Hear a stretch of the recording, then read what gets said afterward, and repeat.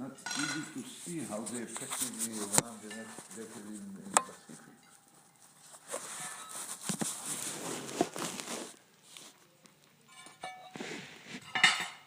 I don't disagree with anything you said, and I don't know.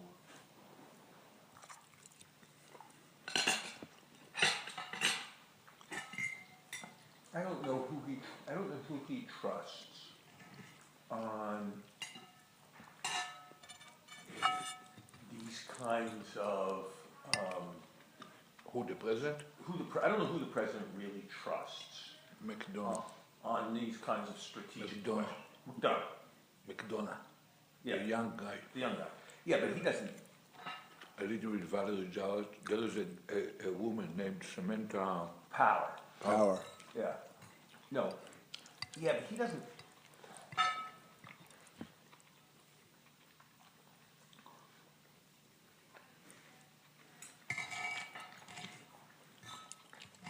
There's a difference between who he trusts and who he likes. Yeah. So, I don't. Yes, I should. You know, Valerie Jarrett. Do you know Valerie Jarrett? Yeah. She's an idiot. Yeah. She's? An idiot. I don't know her well enough. But I noticed that I noticed that Obama listens to her. His telephone is always open for her. He listens to her.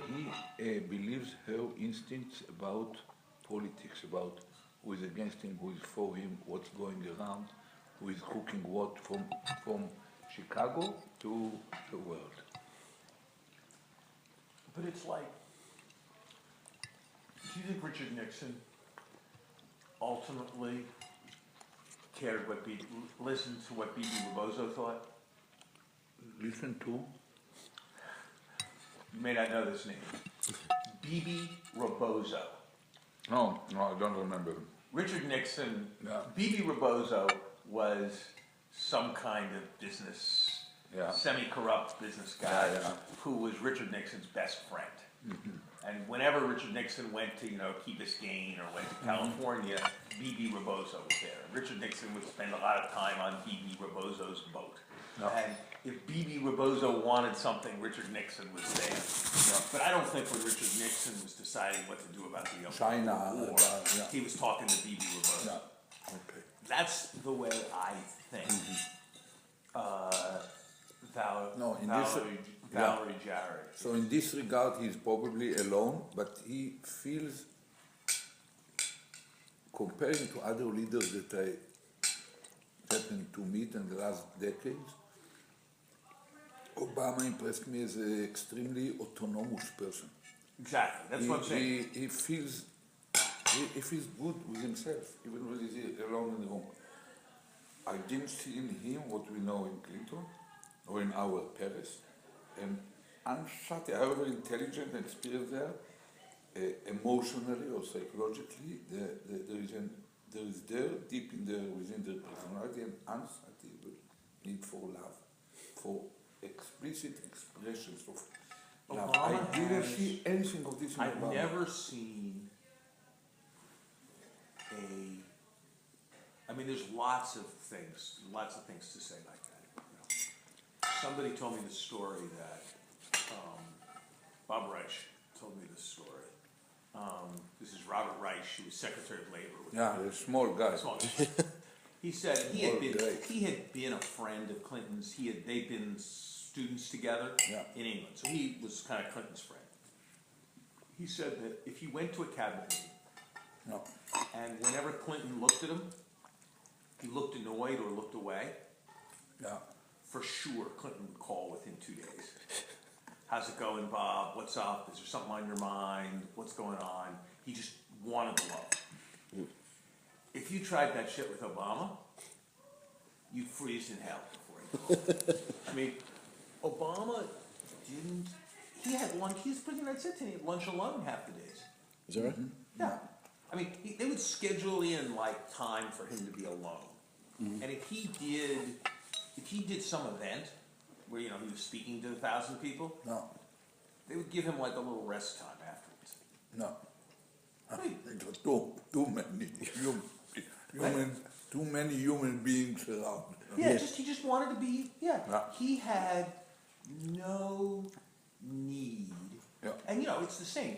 He wants to be with the people he wants I to be think with. it's a source of strength, ultimately, in tough moments in politics. Probably it's not the most effective way to mobilize people. No, but it's a very, or look, another thing, which I'm sure they tried a lot of times. If you were president, let's say you're president of the United States, and you like to play golf. You're president of the United States, Yeah. and you like to play golf. Yeah. Okay, which he does. Yeah. Okay. It's a big it's a potential Yeah. big political asset that Yeah. you like to play golf. Yeah. Okay. The president likes to play golf with his buddies, and so 80% of the golf is Yeah. with the same three guys. Yeah. His photographer, his campaign guy, and his three buddies from Chicago. That's who he plays golf with. Now, most people, if they were president and they played golf, they play golf with people from Congress. They play golf with business guys. They play golf with people who would. Read Clinton memoirs.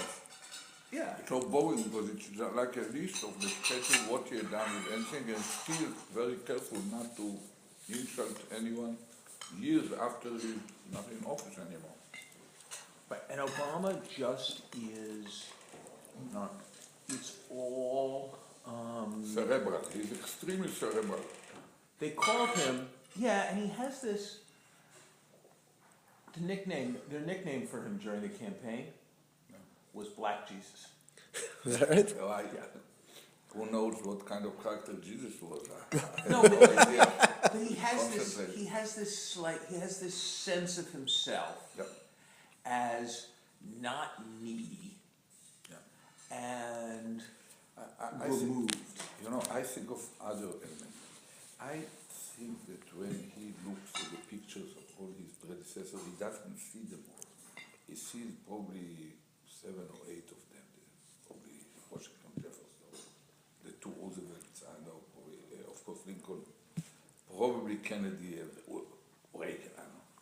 He doesn't see the rest of them. He thinks in terms of greatness. And understand that greatness comes from few major decisive achievements, sometimes against all odds, that happen to be perceived at hindsight as important. And that's, I think that when he thinks, even on Iran, what really disturbs him is the possibility that this will be a great stain on his role. If they turn nuclear under his term, under his watch, where he had, Bush, it's a paradox, we used to joke in Israel that Labour governments can make war and only Likud governments can make peace. Here you find something similar. The Bush administration, they can run very high rhetoric, but in effect they were parallel even from ordering the Pentagon to plan contingencies for certain cases. This administration, they got Nobel Peace Prize as a down payment before they even started. Somehow they are planning and preparing much more seriously. I visited the Pentagon right now. They keep improving.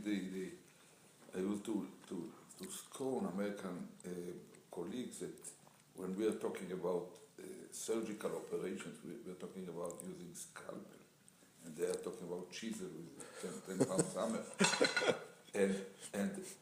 But in the last several years, they developed extremely subtle scalpels, probably more effective than ours. And bearing in mind that they hold the big stick they have anyhow, without having to announce it.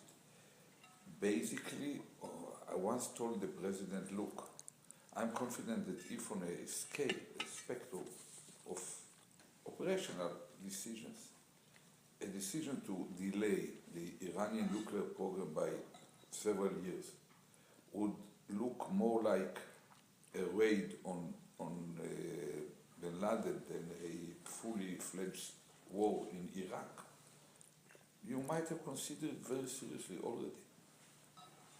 It is only the fact that somehow people succeeded in implanting in your mind an extremely dramatic scenario that might eventually develop out of it, that makes you judge it as something closer to the other pole.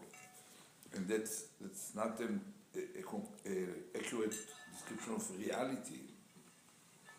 But didn't you start out? I might not have this exactly right, but I think he started thinking that part of his grand legacy was that he was going to bring hope and harmony to the big Middle East. Yeah. That he was going to give the Cairo speech, Yeah. that the Islamic world was going to feel better about him, that Israel was going to be induced to be constructive, that there was going to be peace in the West Bank, and then everybody was going to feel better, and he was going to do for Iran what Nixon did for China. Yeah. And so I think he started with the idea that he was going to be a visionary great man. And I think he's learned in the last 4 years that that's not going to happen. And now I think he thinks, and now I think it's much more defensive. That is, I think he's trying to avoid a stain rather than to have an achievement. Right. Is my sense. Yeah, we shouldn't be tried. Is my sense watching him. But is he? But how long? I mean,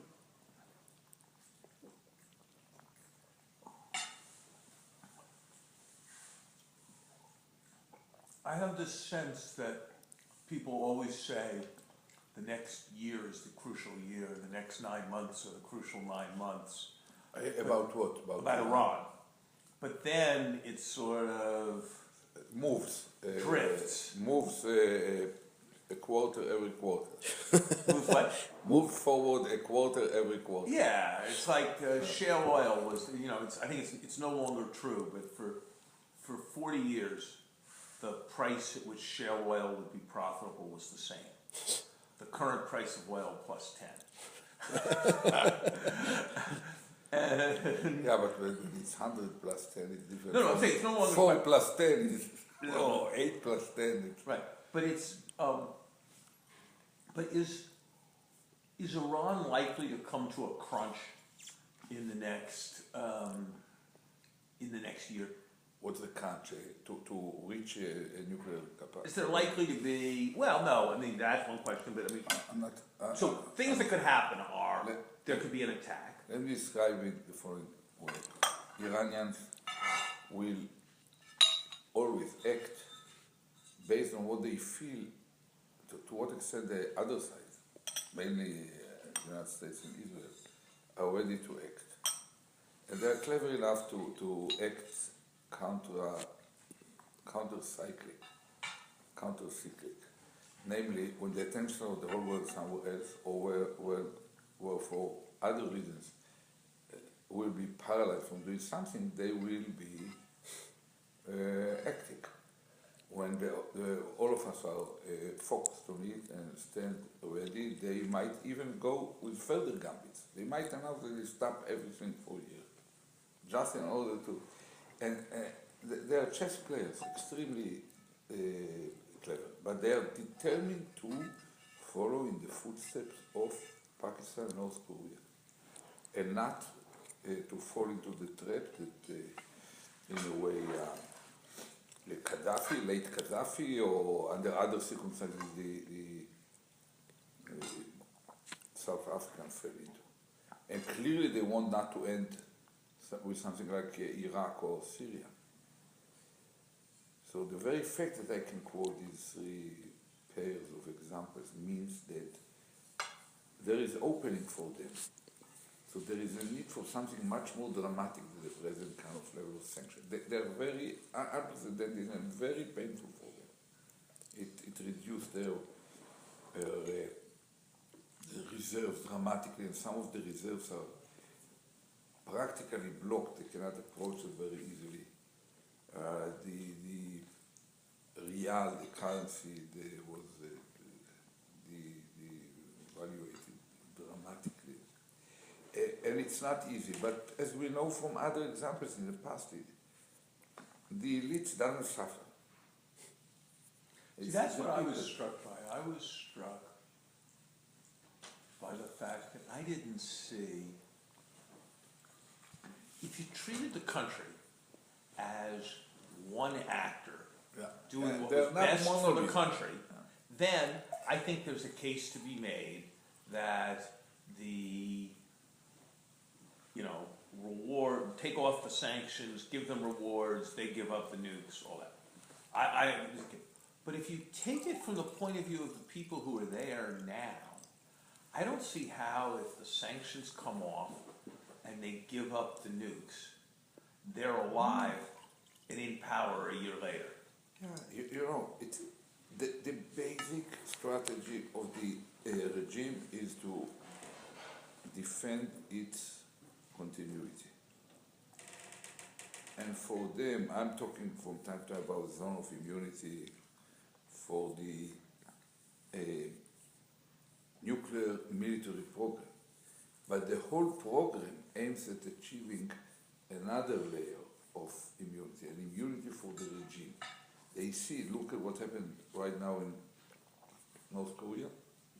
They fully understand, the Iranians, that once they turn nuclear, that's become the ultimate guarantee that no one will try to intervene within their internal side, however brutal they might have to go with their own people. So that's what they do not need it in order to drop a bomb on a neighbor. They need it in order to be able to spread terror, to hegemonize the region, to intimidate neighbors, and to be secure that whatever they are doing will not end up with someone trying to topple the regime. So I think that the problem is that for us, for Israel, time is running out because they keep acting, they keep enriching, they keep preparing more centrifuges. Now start with a new version of centrifuges that will be probably 5 times more effective in enrichment. That shortens the time frame between decision and reaching a weapon grade capabilities running from 20% or whatever. They protect better the size, they improve their surface to air missile system, the radars to identify stealth kind of airplanes or even kind of cruise missiles. They are not sleeping. They already built a force of some 6,500 floating mines with GPS that can navigate, so to speak, their place into their places in the Straits of Hormuz. And it's quite a converging effort to create enough redundancy that Israel, with its limited military potential, won't be able to delay them by significant time. And probably a year later or 18 months later, even America won't be able to do it in a clearly surgical operation. And that's basically their calculation. So they do not have a timetable. It doesn't matter for them. They waited for nuclear weapons 4,000 years.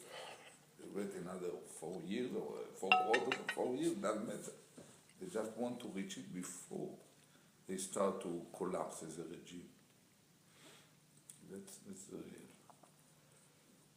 Will their election matter? It matters because it gives excuses to those who don't want to create a moment of truth, not to reach this moment. under normal situation, the coming spring, it should have been a moment of truth. P5+1 is going to meet in Kazakhstan. Afterwards, probably direct negotiation. There were some rumors that Valerie started to. She was born in Iran, in Shiraz. Her father led. Who was that?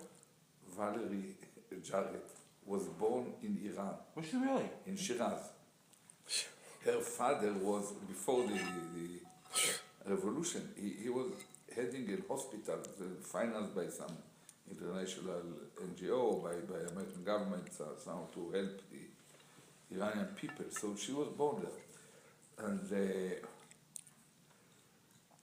some others, even, some former players, including one of my former colleagues and some former leading ambassadors, try to create a direct contact with the Iranians to try to clarify what would be the terms under which. And the Iranians assume, I know it, I'm not guessing, that this type of guys would not have contacting them without informing the NSC or State Department, Pentagon, whatever. And so for them, even if the intention is not this, it is read by the Iranians as, and they might end up. I recommend it to my colleagues here too. I told them we cannot pretend to be able to tell you whether to talk to them directly or not if you feel that's ultimately necessary to, absolutely necessary to make sure that you exhausted all alternatives.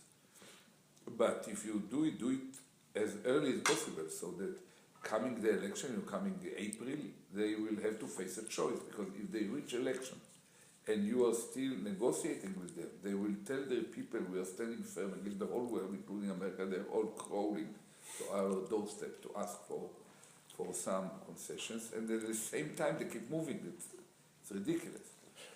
And I guess that even after election, someone else will be elected, whoever he is.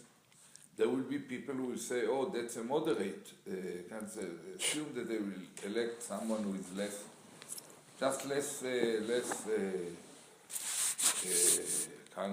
colorful than Ahmadinejad. Immediately there will be interpretation that he is the more serious, more moderate. It is moderate Ayatollah.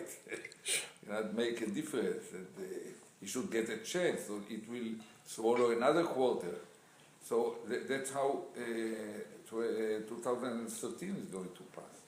That's one of the reasons why I decided to leave, because I don't see it converging into a real moment of truth or decision. It can easily drag over another year. But at a certain point, they will turn nuclear. I told the president, I remember Clinton. I never questioned his will to block North Korea, but somehow it didn't happen. I told Jeff, I remember sitting with Bill Casey during Reagan time as head of our intelligence. In regard to Pakistan, it was exactly the same. How many sites, how many centrifuges, how about the plutonium bypass, where can they reach? It didn't work. Reagan wanted to see them non-nuclear, but that was what might easily happen here once again. And if it happens, now what? I think it will. First of all, it will. So, be but the argument. I'm sorry. It will be the end of any conceivable non-proliferation regime.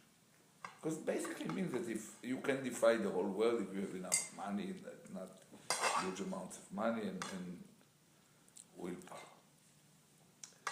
And it will start a much more self-confident intimidation of neighbors, which still the major supplier of oil to Europe, to the east, to the far east.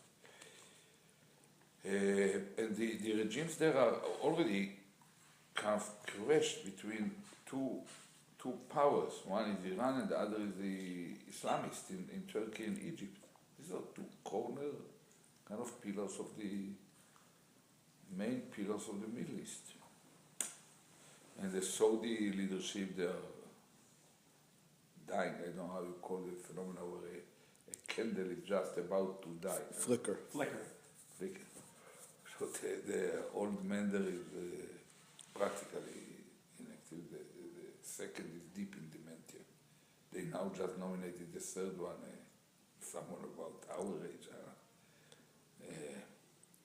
who was the head of intelligence Mukre, but I don't believe that anyone sees him as a king.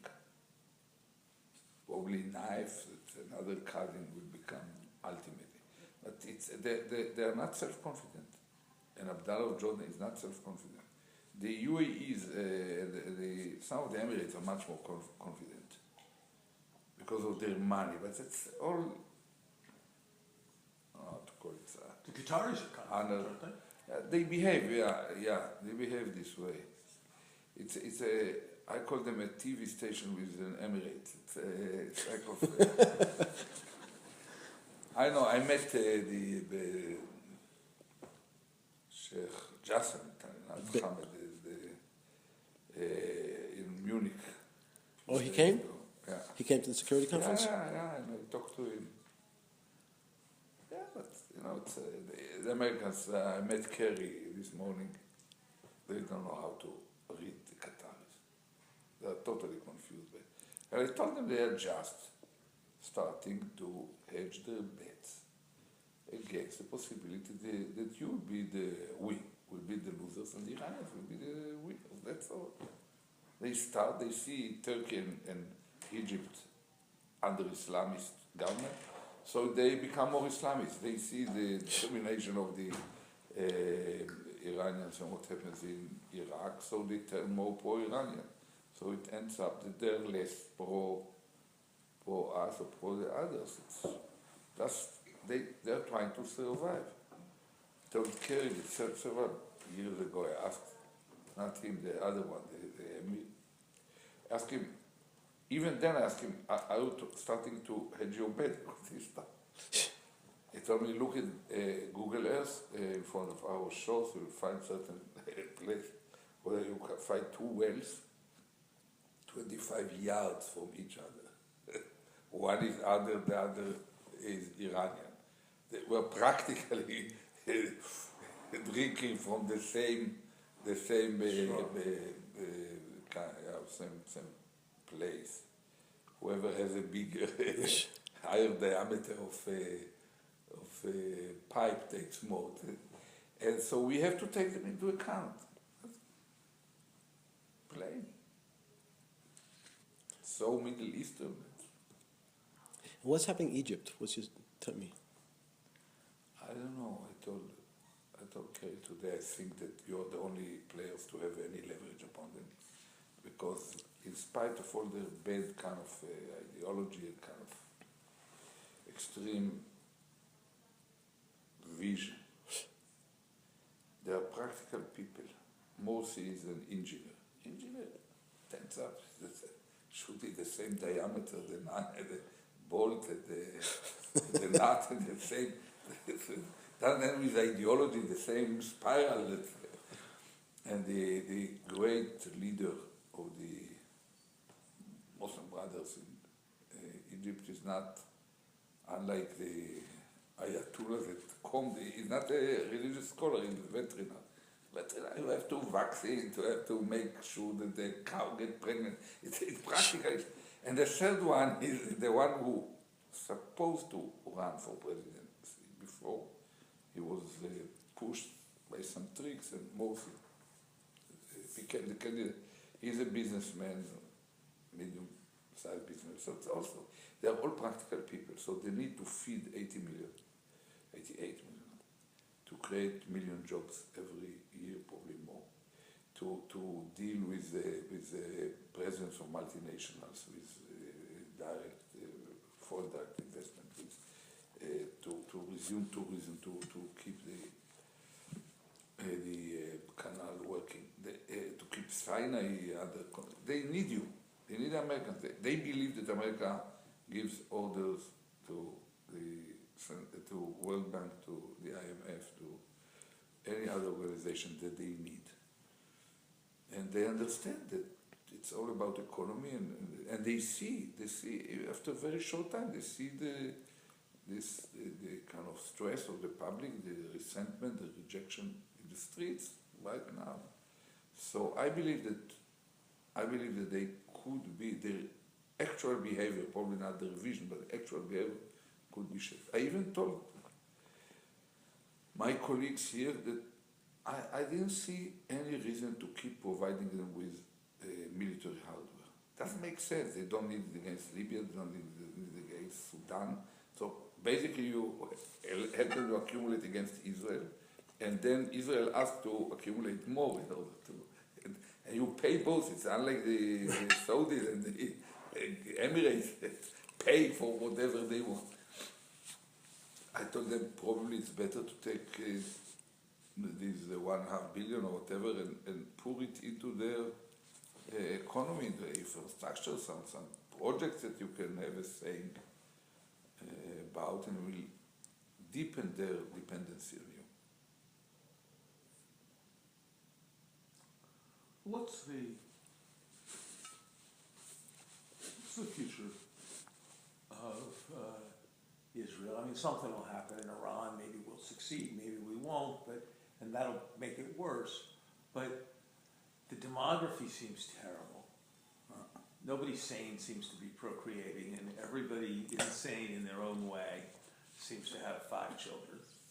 You know, whether it's Arabs or Orthodox, they have 5 children. If you're regular Israeli, you have 1.5 children. The Haredim are more productive than the Arabs. I think we canceled some of the. We had exponential support function for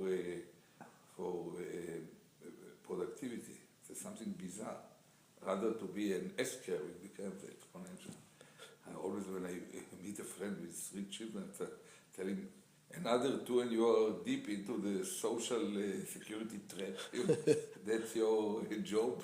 Just you can sit idle. No, I don't. The future of Israel is waking up at the right moment before it's too late, putting a wedge on this drift along the slippery slope toward one-state nation. First of all, because with one-state nation it will be even faster. Yeah, it will be bi-nation at first, and then within a generation with an Arab majority.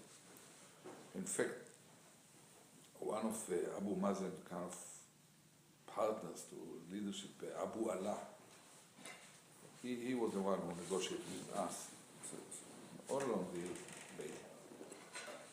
At a crucial point, some 5 years ago, when he negotiated with Tzipi Livni about far from the public eye, but everyone knew it. And she demanded that he will recognize the Jewish Israel, the Jewish state, as a part of any document. And told her,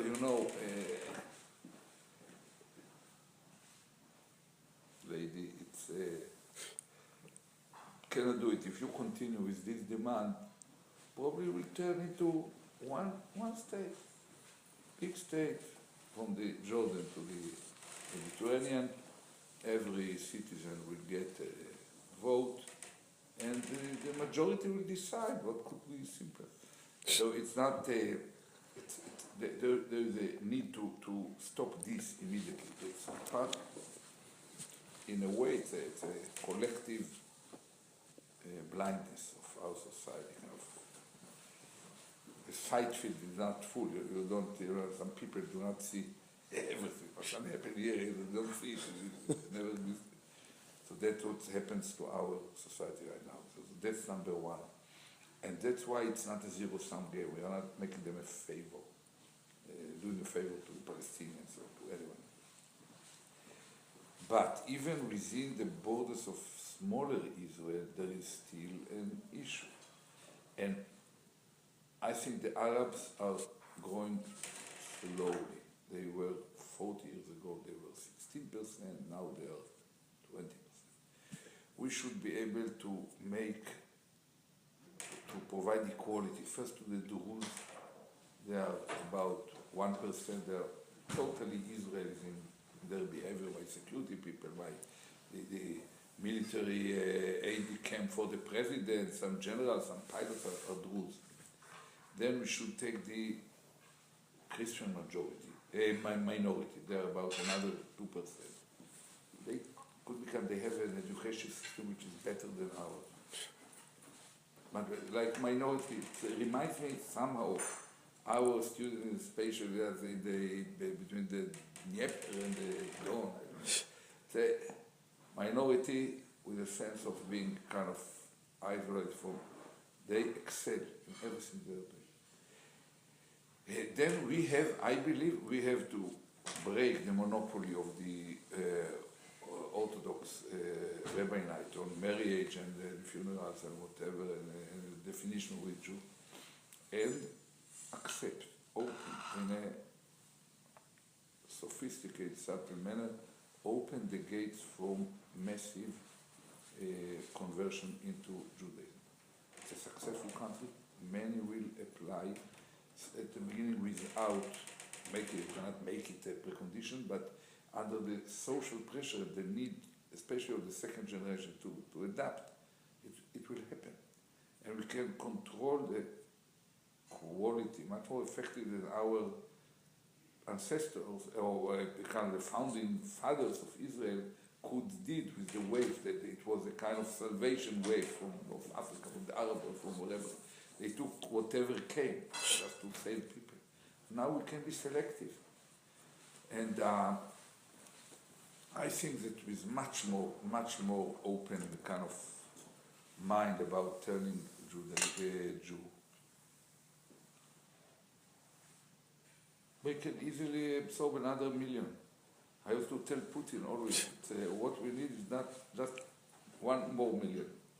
It changed Israel in a dramatic manner, the million Russians.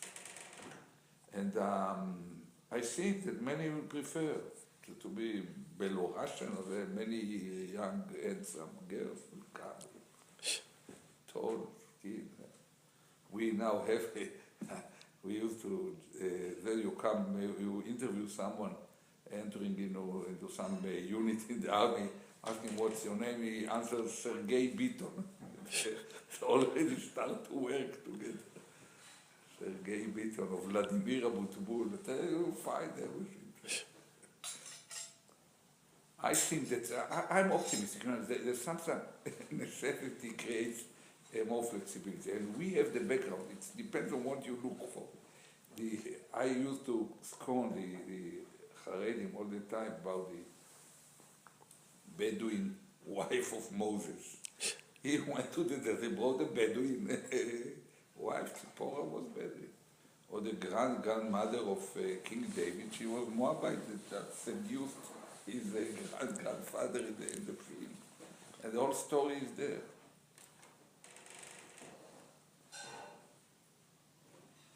So we can be more tolerant. I think that. But is there any recognition of, what you said about smaller Israel, not bigger Israel, is the only prospect? That seems right, but there doesn't seem to be any recognition within the country. There is certain underlying recognition. It's not, we had a quite surrealistic election right now. These questions are extremely urgent, both Iran and the Palestinian issue, and whatever. But the whole discussion was about the draft law for Haredim and the memories of the resentment kind of.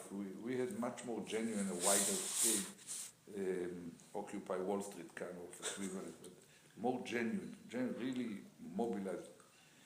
Massive, and they appeared. They took the son of Tommy Lapid, a journalist that everyone knows because he handsome, and he appears every Friday evening on the most popular TV, kind of the anchor.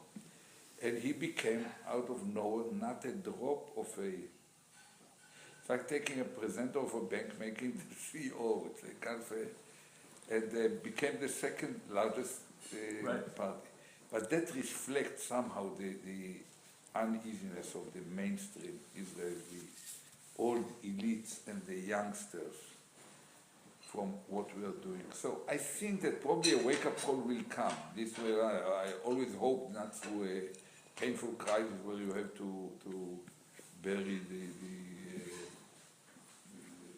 consequences, but through something softer. But basically there is a clear, whoever is ready to think of it independently knows what should be done. We should launch immediately a dramatic effort, even if we know that probably it won't yield a fully fledged peace. But it can yield quite easily an interim agreement where we set for kind of a solution for borders and security, and the world guarantees the Palestinians that it will not remain so.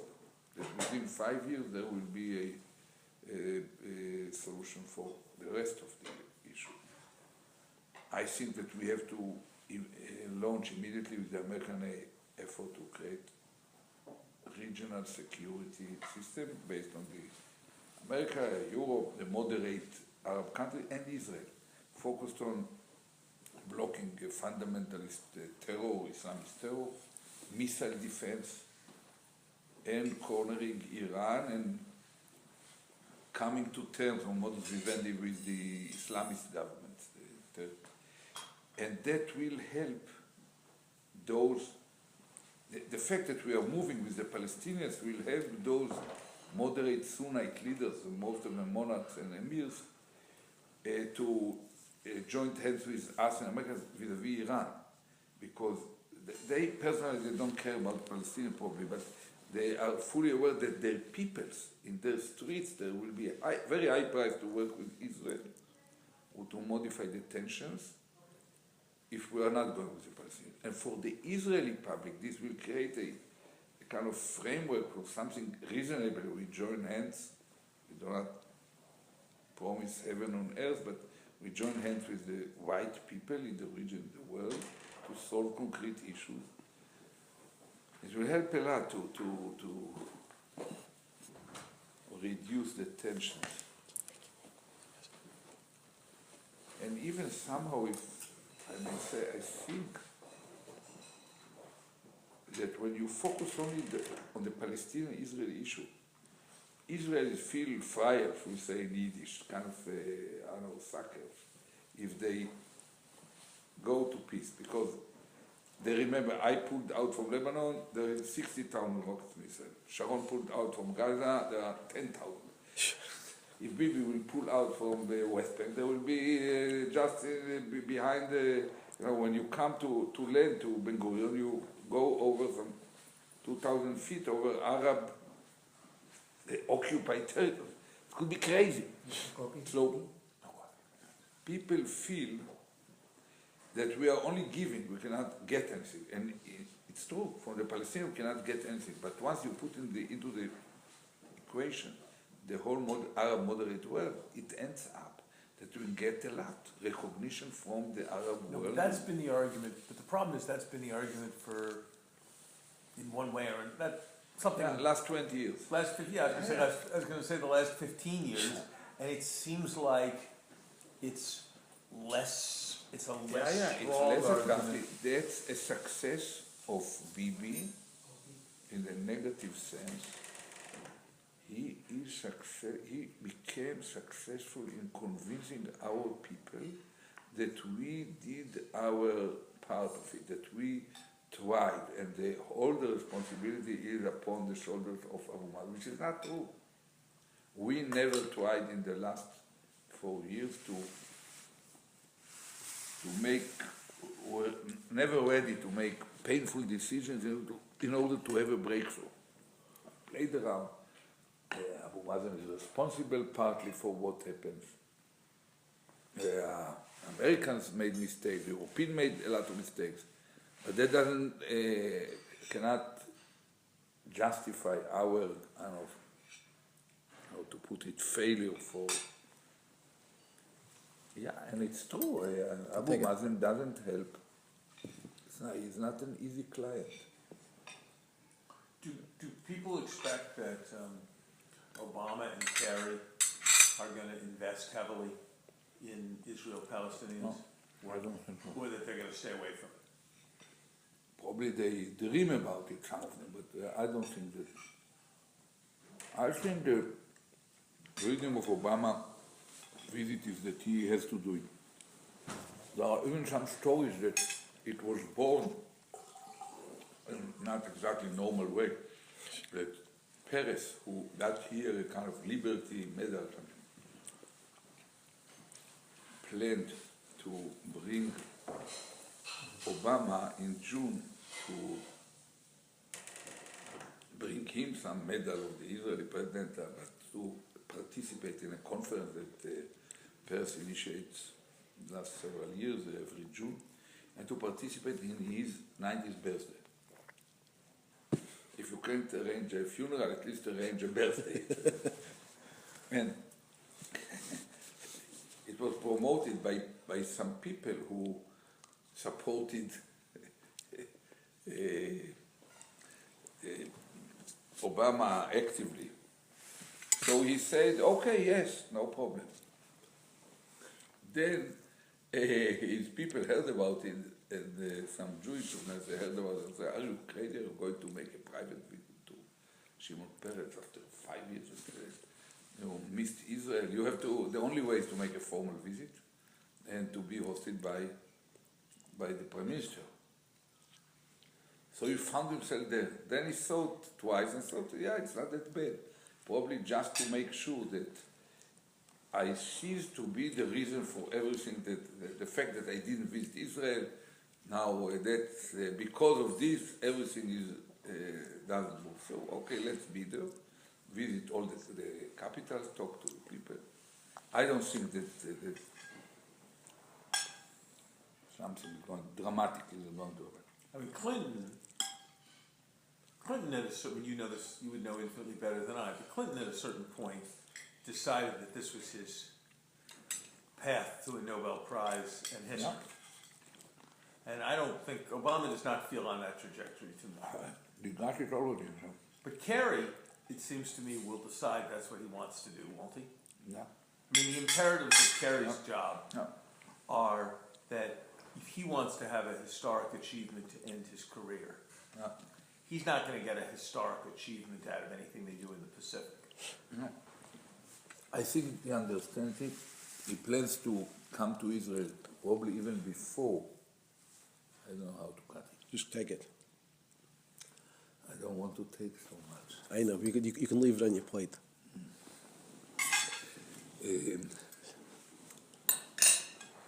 I think that, Kerry made several missions for Obama in the past 4 years. Sometimes with Palestinians, Afghanistan. sometimes with Karzai. no, Karzai, that's far from our immediate, but with Assad, the young Assad. When he came as a kind of freelancer, he used to be always over enthusiastic. If by his very enthusiasm it will Infect. I will call it, contagion will take place, and they will all this enthusiasm. Before they land, they will have something that I think I looked at him. I spent some time with him one-on-one. He's more realistic now because of this. So he knows, and he knows that he comes a little bit too early. Bibi doesn't have a fixed idea about what should be done, and then he makes the government that can do it. He just wait to see what kind of government he has, and then he will modify what he wants to achieve. If Kerry comes too late, too early for this, but he wants to make sure that Abu Mazen is with him and will not disappear, that's all. He's more realistic, he will try, but I think he needs a lot of luck, probably some intervention from heaven or from other players too. That an opportunity for a fully fledged agreement will be created.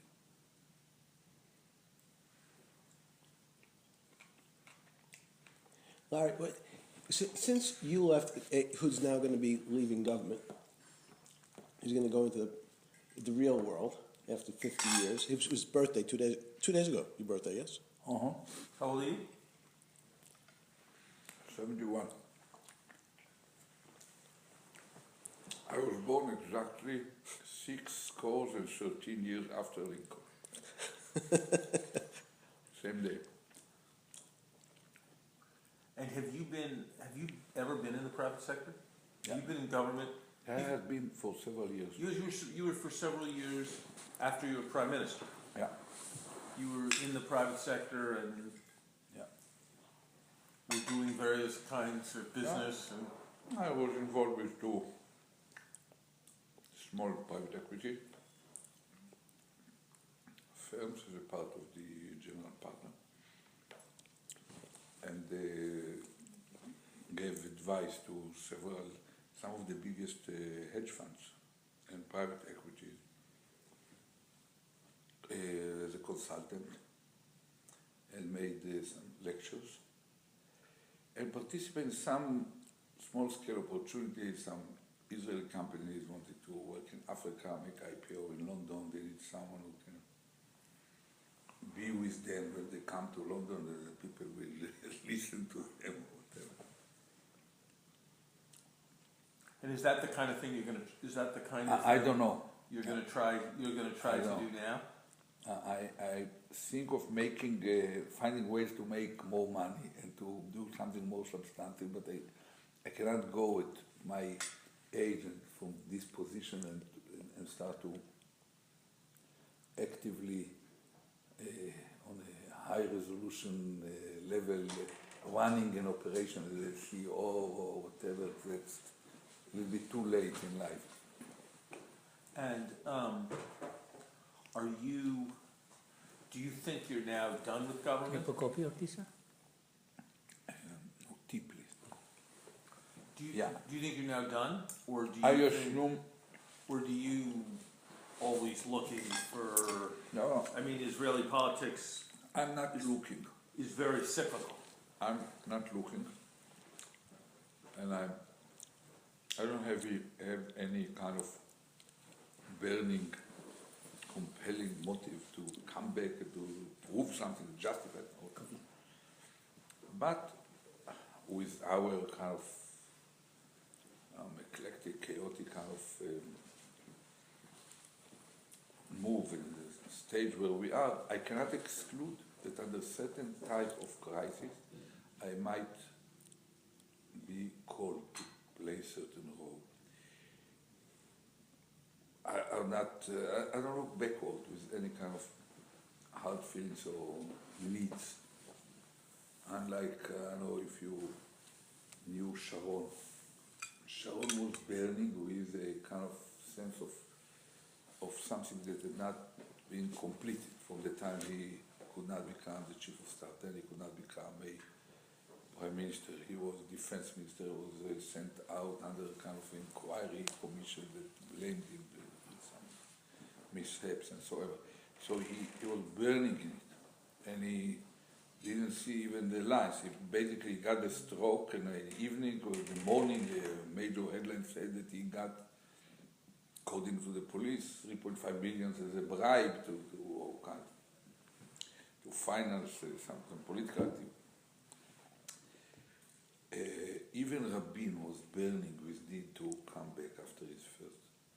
I don't have fully satisfied, but I know that I might be called. So I would not do something that deliberately and for sure will close the way back.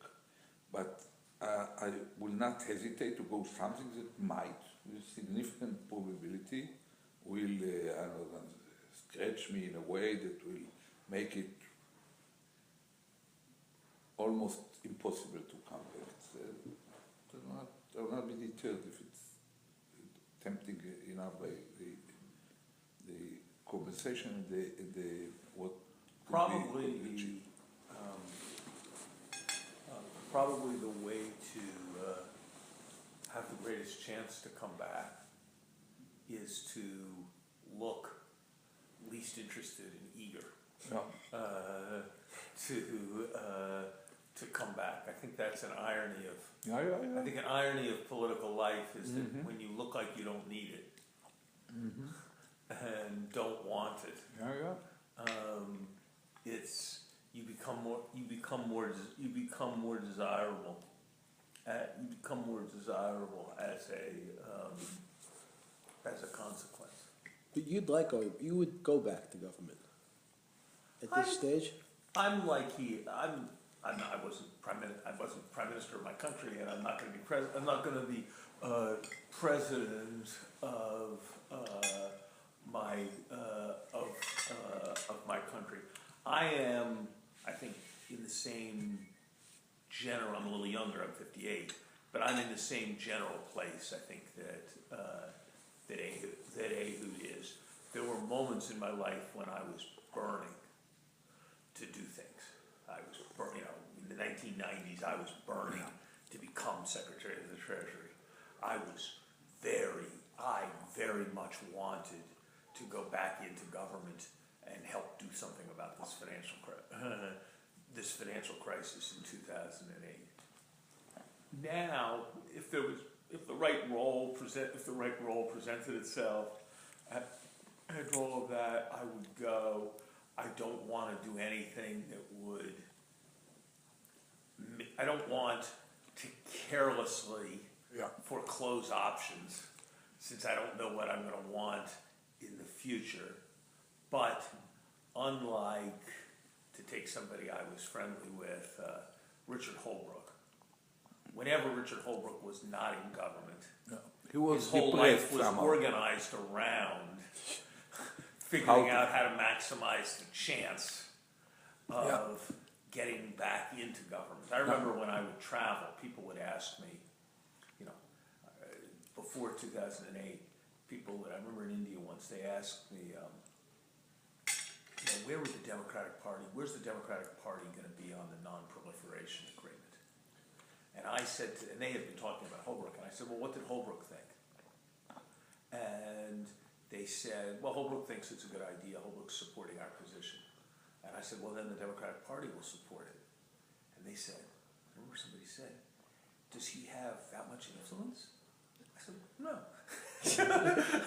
No, but I promise he will not have taken a position on the record that has any substantial chance of being opposed by whoever the Democratic presidential candidate will be. So I don't want to live my life. He was in a way suppressed, kind of depressed when he was out of. He never really enjoyed being out of government. Holbrooke. No, it was all about getting back into. It was all about getting back in to government. People say I've known him fairly well for the last 15 years or so, but I didn't know him before.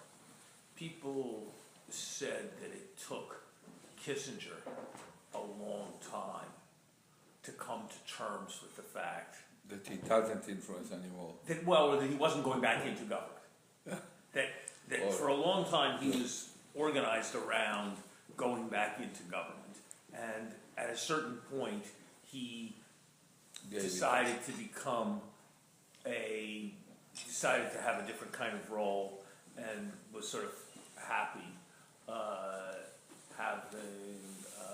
having that kind of role. My challenge has been, I don't know whether you found this, it sounds from the way you spoke like you found it.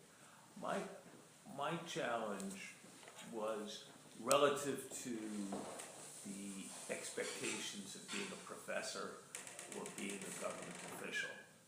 It was fairly easy to make substantial amounts of money. Not money like Jeffrey and some of his friends, but money that was like a lot of money from my point of view. Yeah. The challenge is, and it's actually not that hard to do things that are reasonably pleasant and kind of interesting. What is hard is doing things that cause you to have adrenaline. Cause you have? Adrenaline. Excitement. That are exciting, where you where Sometimes depends. It probably depends how deep you go.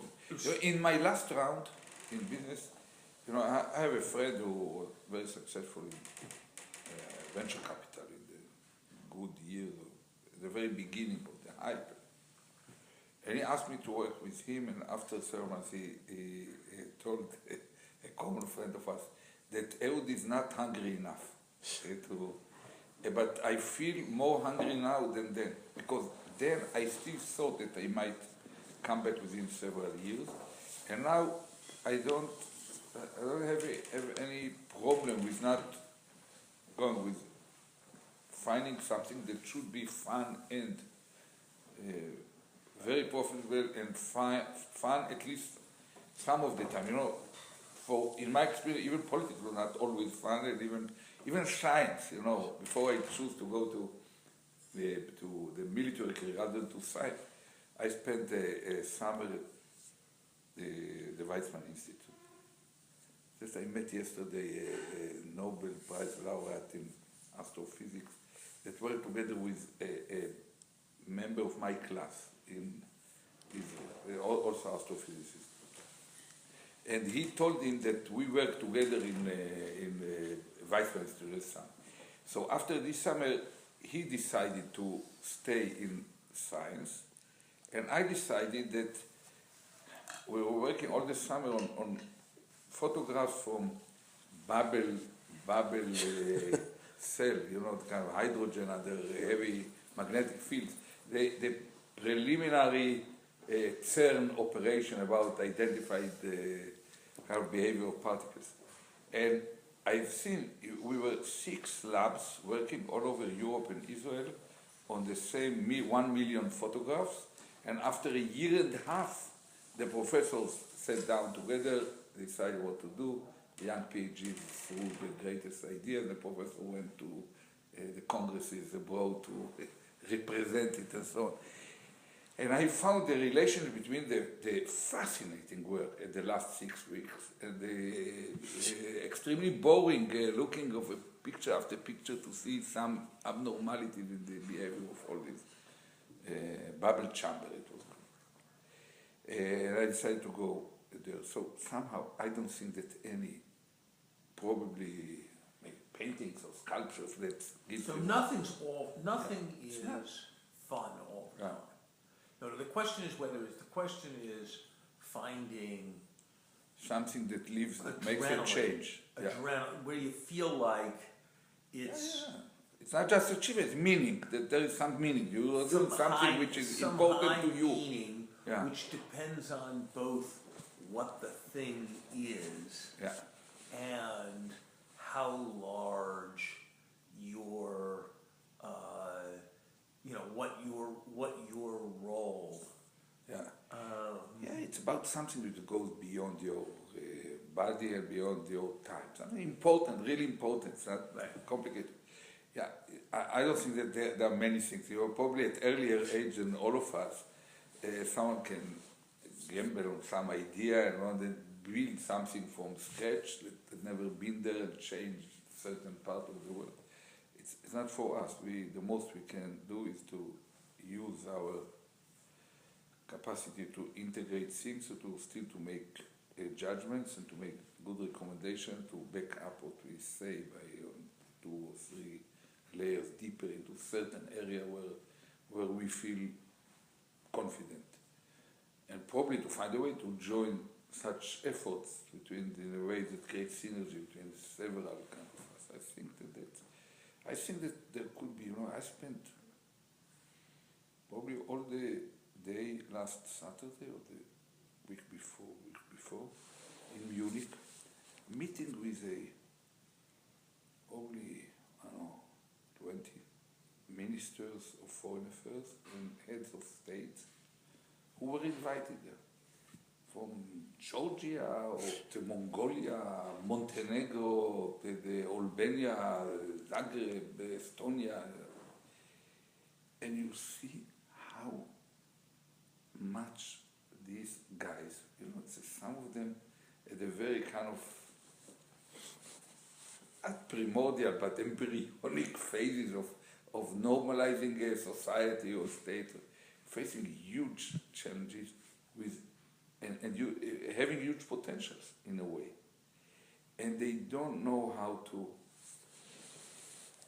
don't feel confident about how to move in economy, how to move in finance, how to move in security, how to move in international relation, positioning themselves.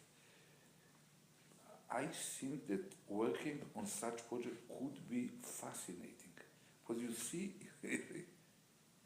embryonic nations. Some of them have been born as nations. They have all have some old identities, and they look things that for you is something that's long behind you, is their great next challenge sometimes. But that could be something of importance, you know. You work there. I don't know. I've never been to Montenegro or Mongolia, but I assume if you go to Mongolia, see this nomadic health. The most interesting thing I have heard about them participating in gathering arranged by some NGO in Davos about microinsurance. They want to copy the idea of microfinancing to microinsurance. And someone told a story there that they went with microfinancing or microinsurance against weather to Mongolia. And they had to set a way how to calculate, how to pass a kind of equal judgment about what to pay, how to create a parameter, because you cannot go to Mongolia to take case by case. So it ended, one parameter was the size of the herd that you hold. Because they didn't get someone from the locals to work with them. It ended up that they set the counting station at some point in this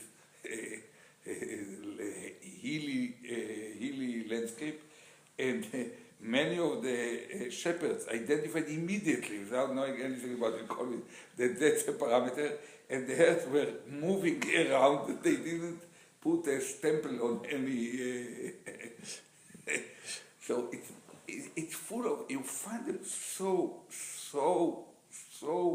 deeply backward that it gives a sense of something that you can do with all that you accumulated to make human. You cannot invent a vaccine against, I know, some remote parasite in Africa, but in sub-Saharan Africa, there are huge opportunities to help them.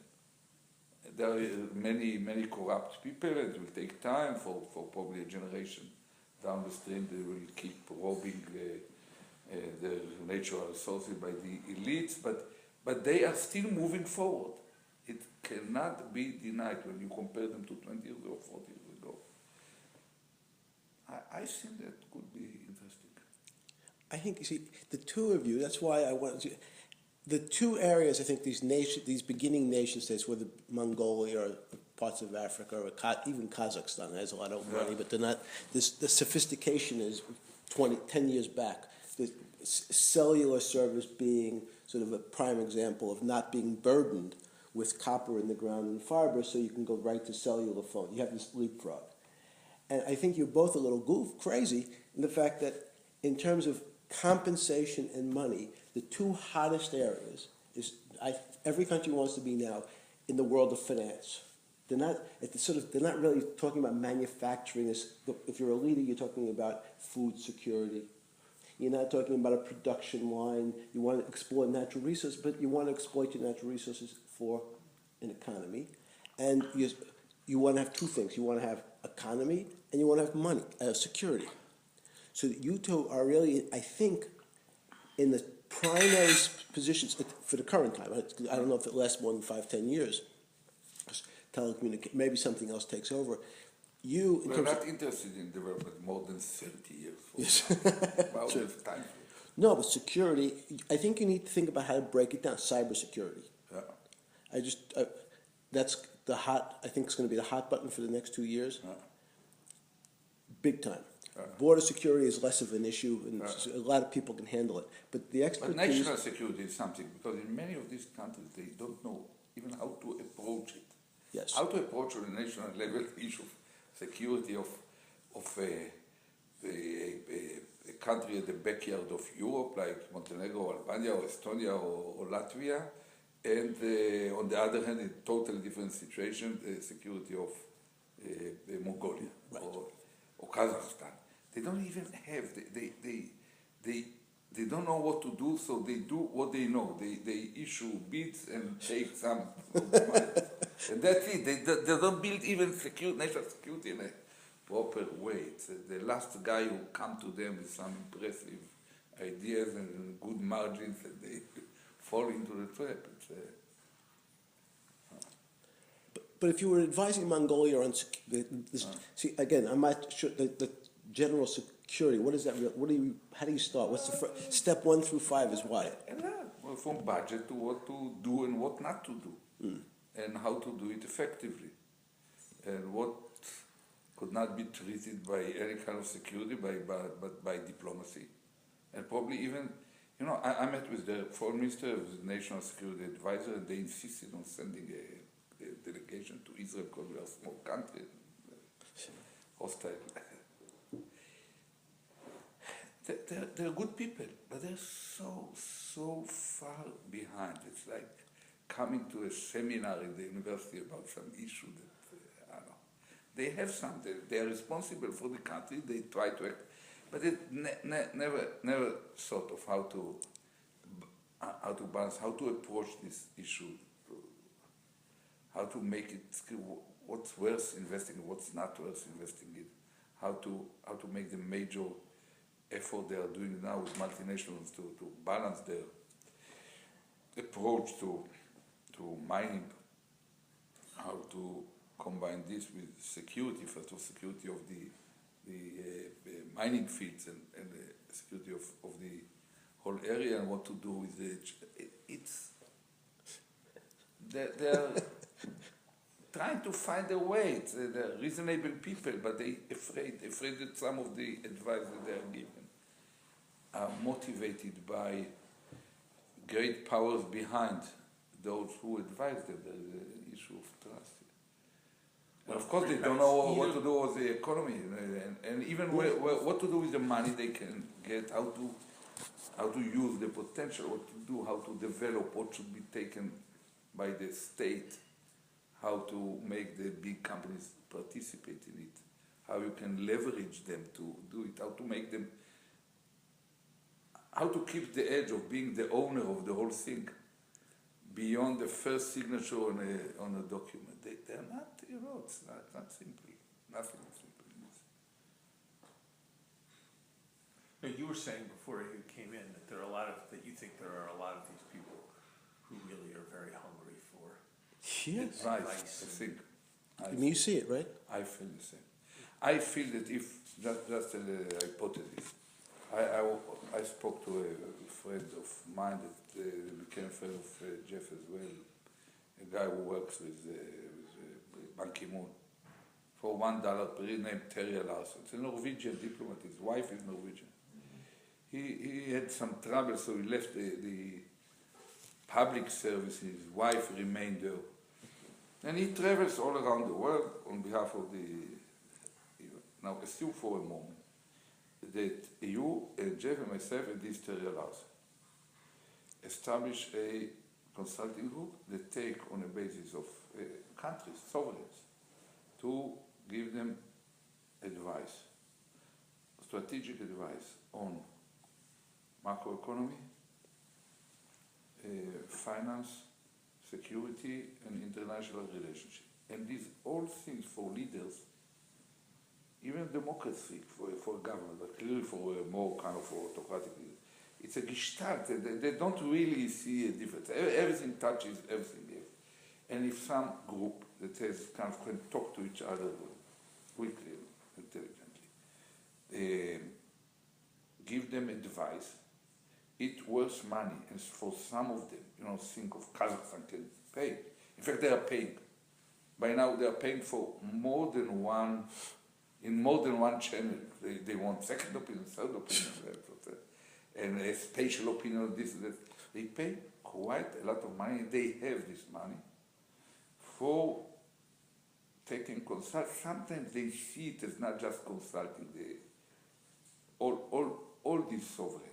They think that if they will choose the right people, they get certain edge in nothing, probably not in lobbying, not in active lobbying, but in helping them to find a way to navigate in issues that they have with international bodies and with NGOs, and sometimes even to ask those advisors to find who could be the lobbyist.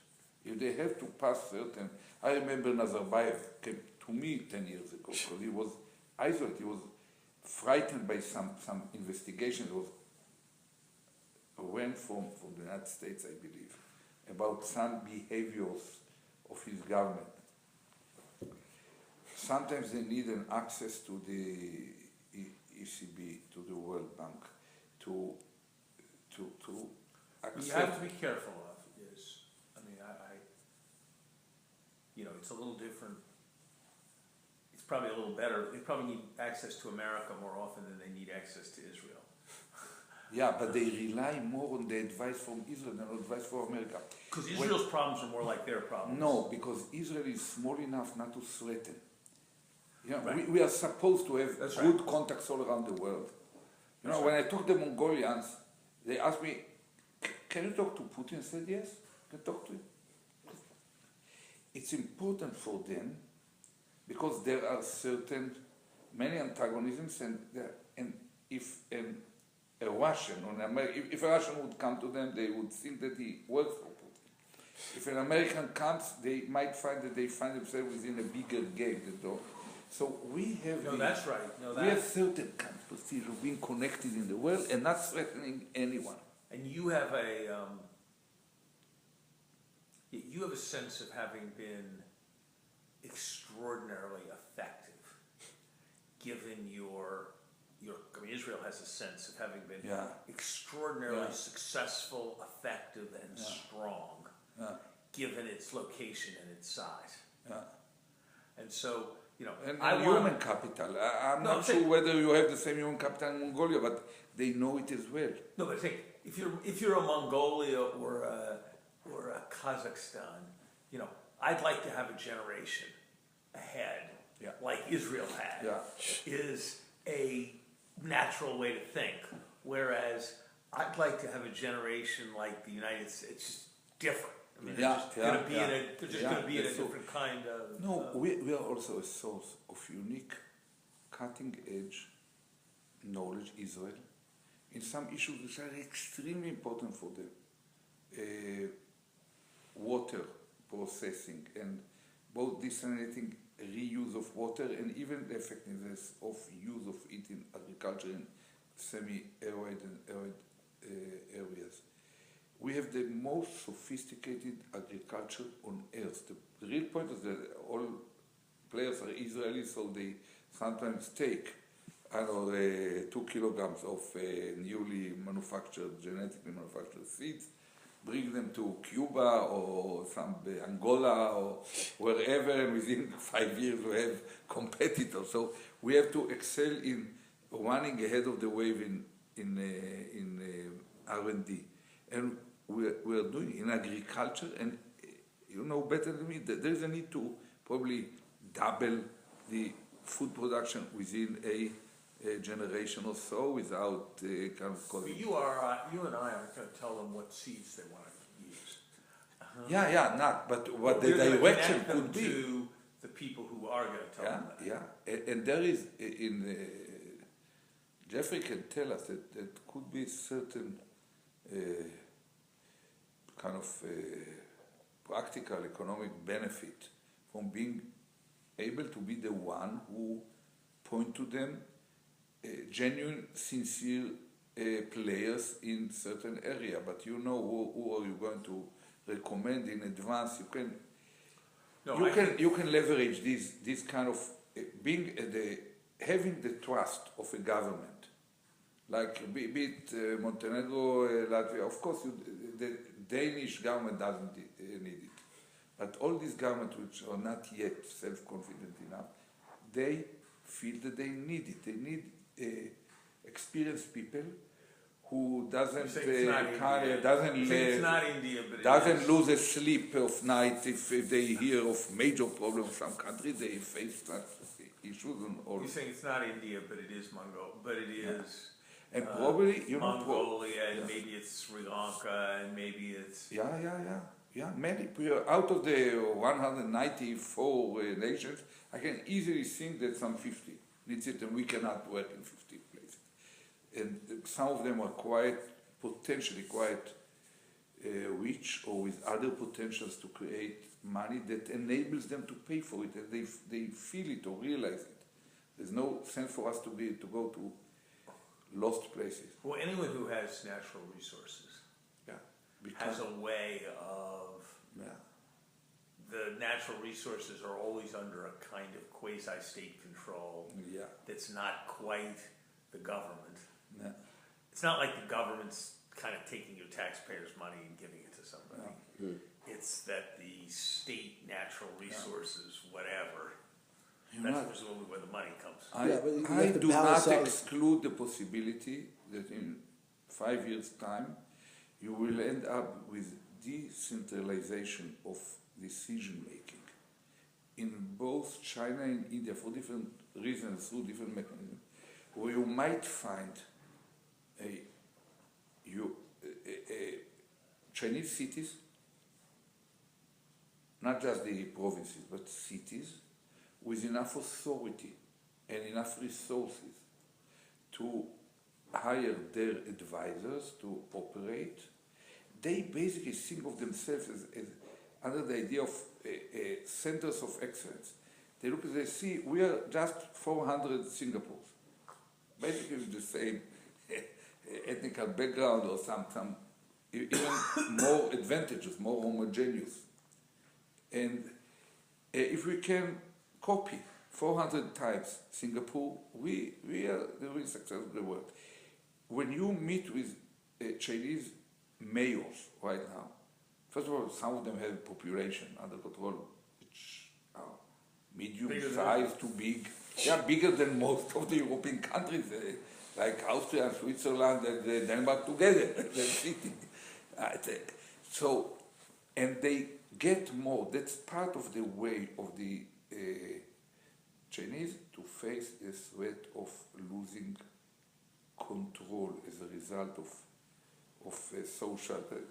The whole transition bodes ill for there. It's not going to be a smooth way for them. And in order to face, they try to anticipate and to find generic solutions, not to concrete, but through processes that will smooth the hitting of the problems. And India, for different reasons, they come from another direction, but they also, you might find that in Indian states, they will get more autonomous capability to take. You know, they have the governor who's supposed to intervene on behalf of Manmohan Singh, but it's only if things get wrong in an explicit way, illegal way, big scandals that comes to the surface. So I think that there is a lot of work. It could be fascinating because it's really, in a way, it's using what you accumulated all along your life to help real people facing real problems that you are acquainted with, and they don't feel as confident. They draw both emotional kind of confidence. And no, it's a very good thing to do if one can find. I think once you, not so hang out the shingle, they find you. They don't know where to go. I mean, they sort of. Who do I talk to? I said by default they talk to me, but they read in The Economist the articles about them in order to try to find a hint about how they right. It's wild. Now you have to be sensitive. There's places like the Congo that have tremendous natural resources, but it'll never. It's zero. You stay away because it's impossible. Rwanda, those African countries have. So it's different than Mongolia. Sort of, I met Kagame. What's the name? Kagame. The big basketball player, looked like a kind of president of Rwanda. Yeah. And I believe that Tony Blair is giving him He is. A lot of advice. advice. Yeah. Yeah. But Kagame, I don't know about No. Kagame. Kagame is, it feels like if you're the president of Rwanda, you should sometimes be in Rwanda. Judging by how often I meet him, going to one conference or another, he couldn't be spending very much time Probably, in yeah. Rwanda. Yeah, but it's a way to avoid the stress of being all the time in Rwanda. But it's like Rwanda has gas, but it's in the middle of the lake. Right. Are there places in Africa? And what's No, which I lake? think Africa's in Albert? Brazil. Kagame said there's a gigantic gas field, but just like there's a place in What's the problem there? The Caspian Sea also has a you huge can't in the because gas. it's inside. Once you can't get it out of the country because Why? there's no infrastructure. Put it. It's not well in Africa. Putting in even trains, half the time they steal. You put down the rails, you go to sleep, and the rails are gone because someone took it. Is there any place in Africa that you think has No. a prospect? No. Really? Yes. You think no?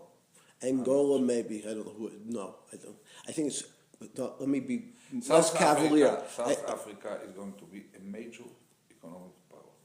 It goes very Yes, but I think slow. South but very- Africa? Yeah. I think the concept is over some 30 years, maybe. But I think there are easier. There's low-hanging fruit, like Kazakhstan. Kazakhstan's a perfect example. There's $80 billion in sovereign wealth. They would like to be part of the Western world. It's the big things to be seen, to have human rights. They want to be part of the financial system. Part of it is that they don't want to be embarrassed. That's clearly. So that when they want to talk to someone, they want to know there's discretion and good advice, so they can at least take credit for decisions. So those are easier places. So in Africa, maybe, but very hard work, I think. What about South America is Venezuela at the moment. If Chavez dies in the next, I had a whole bunch of the oil guys here.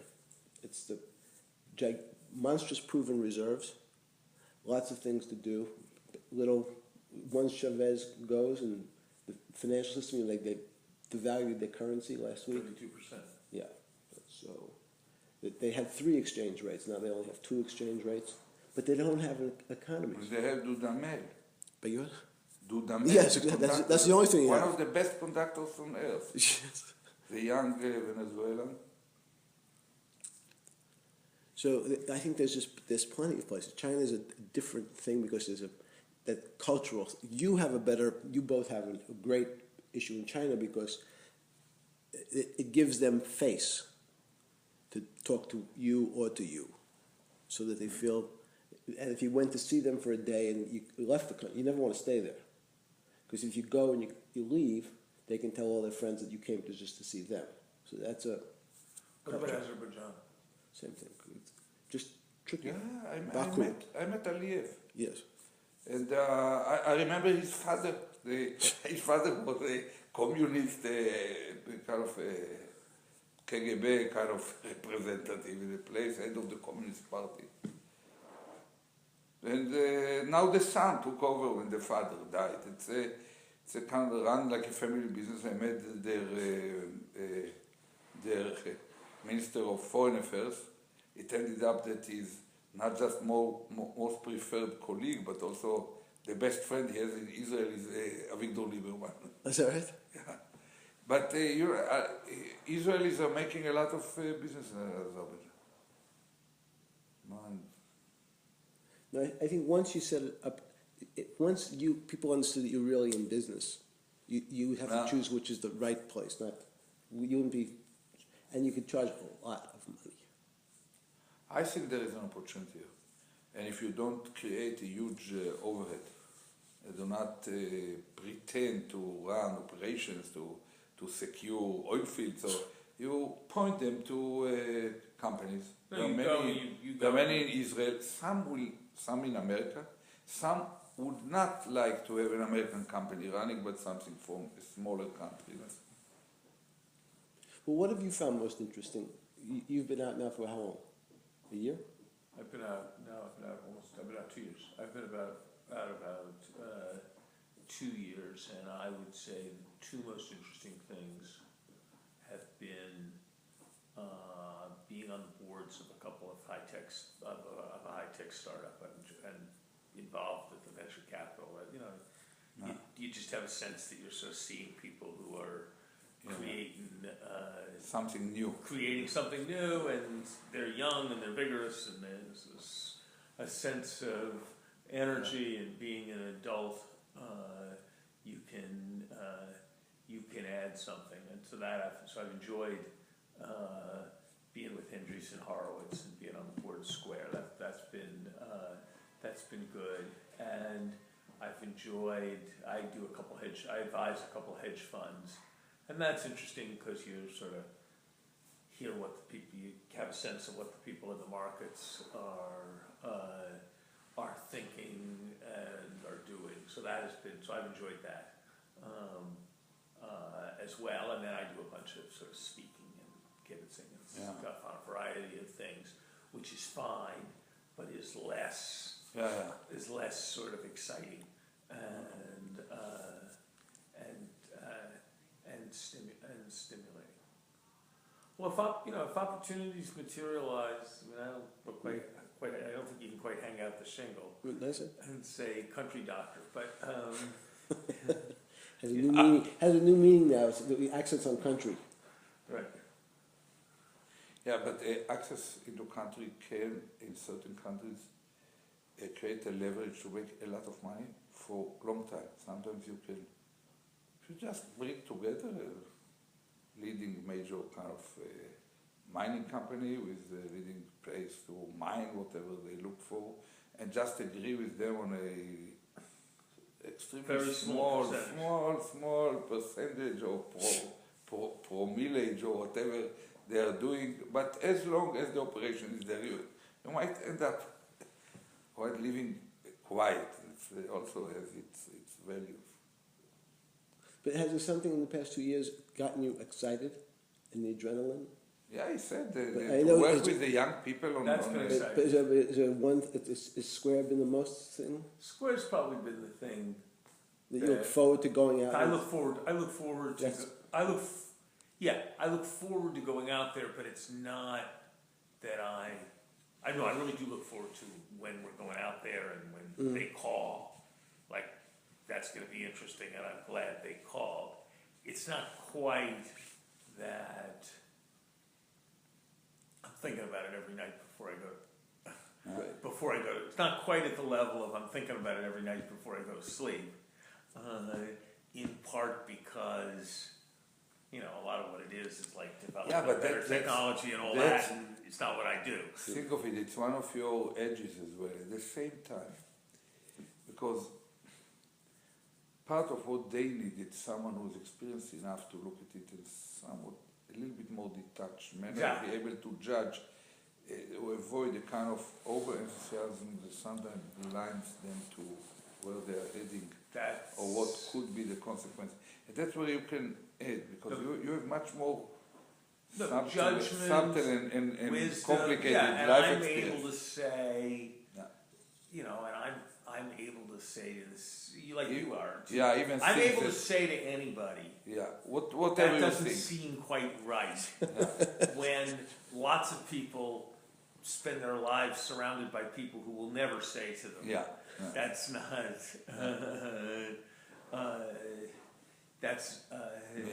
That's not quite right. That's not quite right. No, that's. So I like the things where you're engaged with more young people. And I'm sure in Israel there must be a ton of that.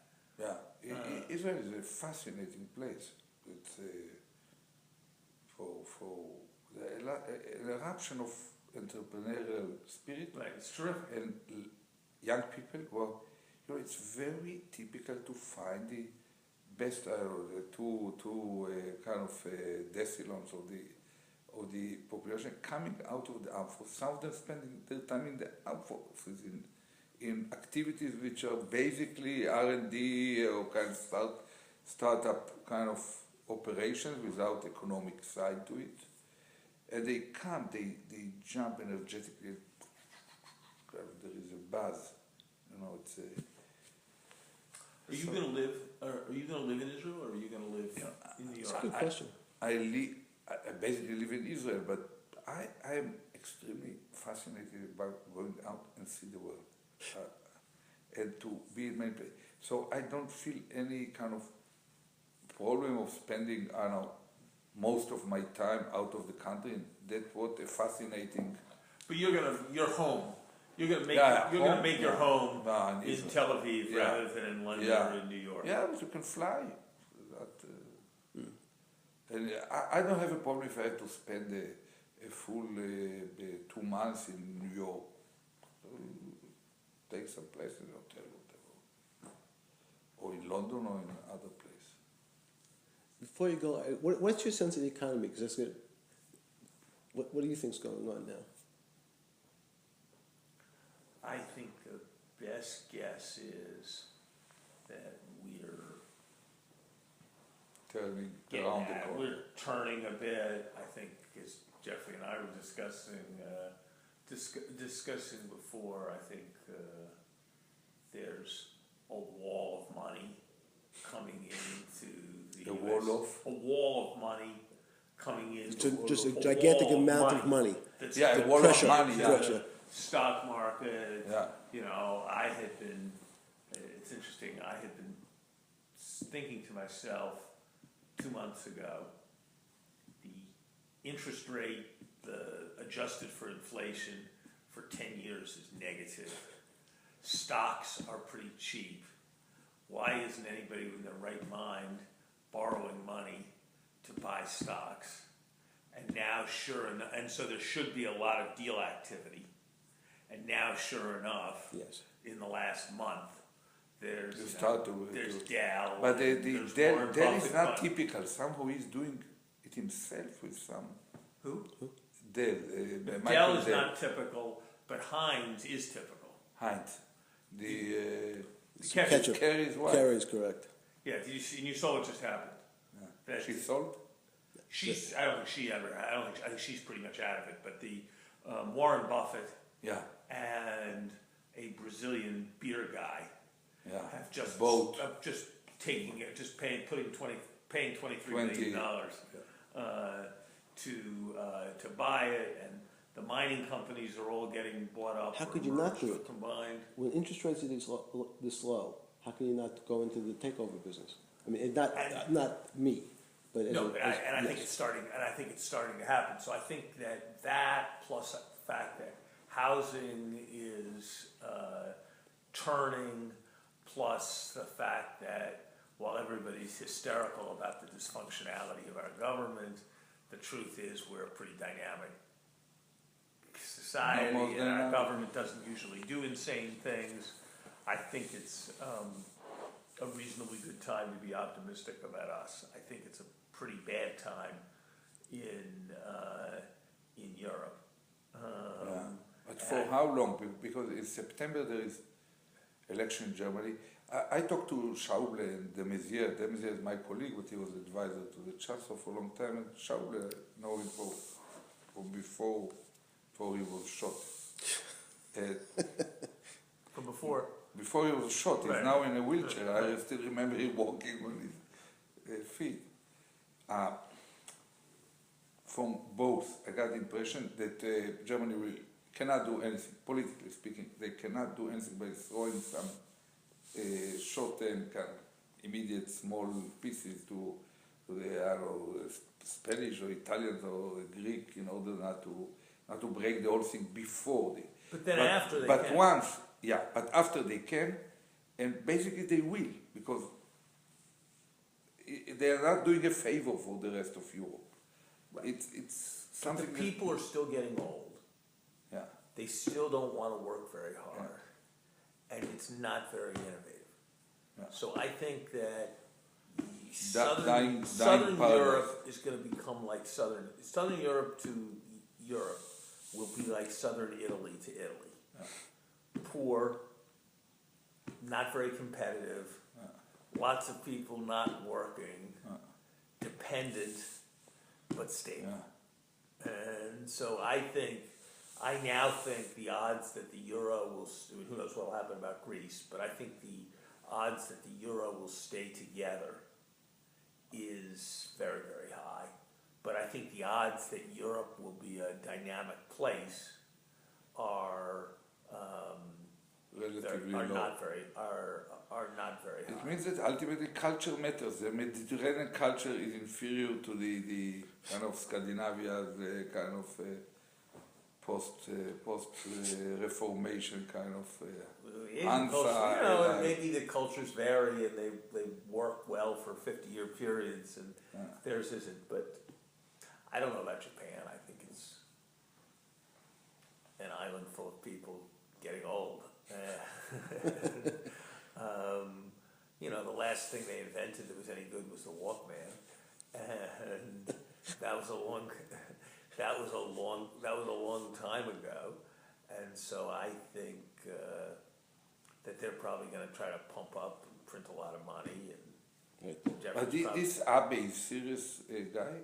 I don't think so. Last time that he was in power, he was not serious. I don't think so. I think he's.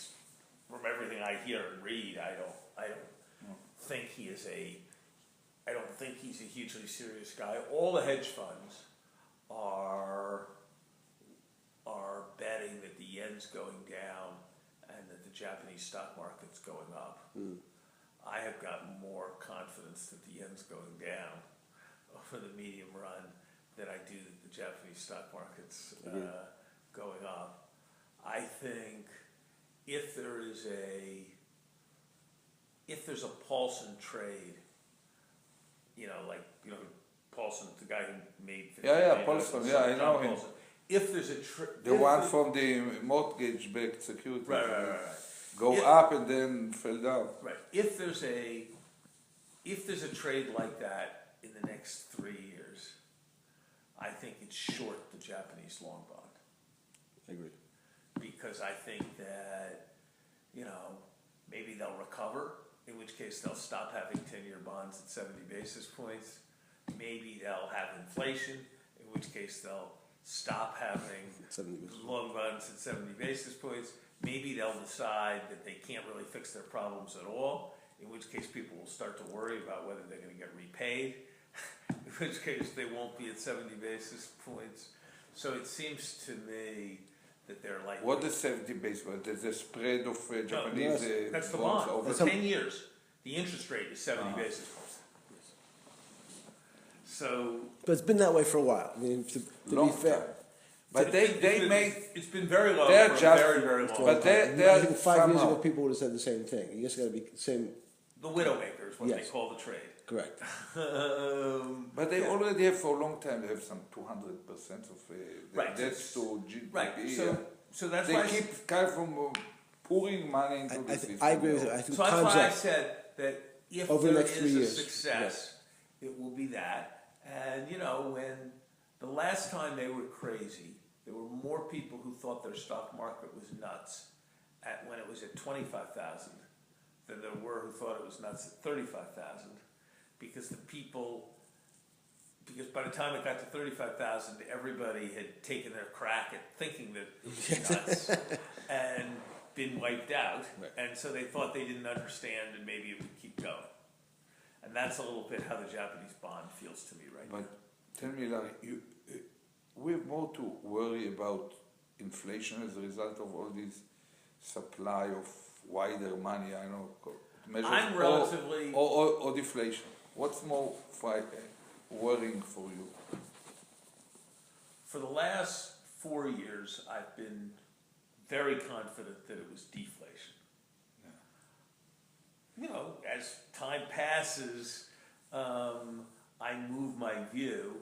I am still more worried about slowdown than I am about inflation. A big increase in inflation in the United States. I don't think countries don't get big increases in inflation without labor demanding wage increases and tight labor markets and all of that.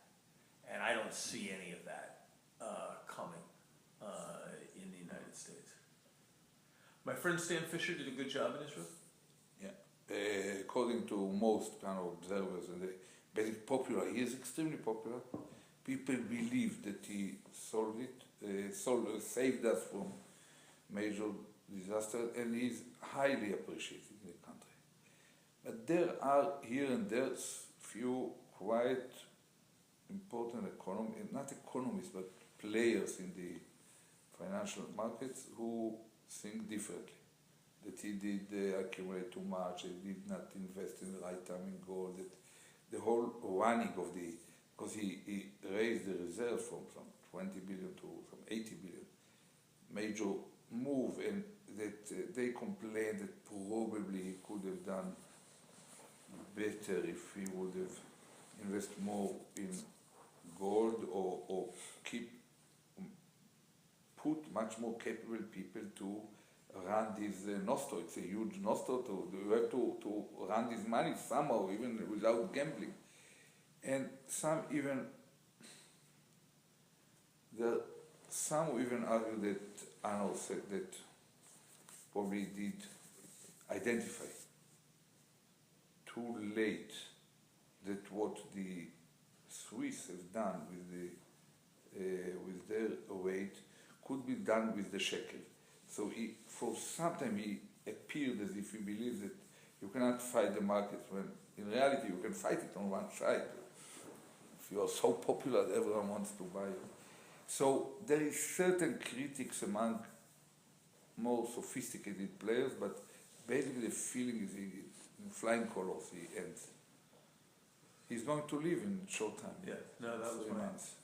That was my impression, Yeah. that he had done a very good, that he had been very successful. But that's the thing. It's I like him very much. He's sincere.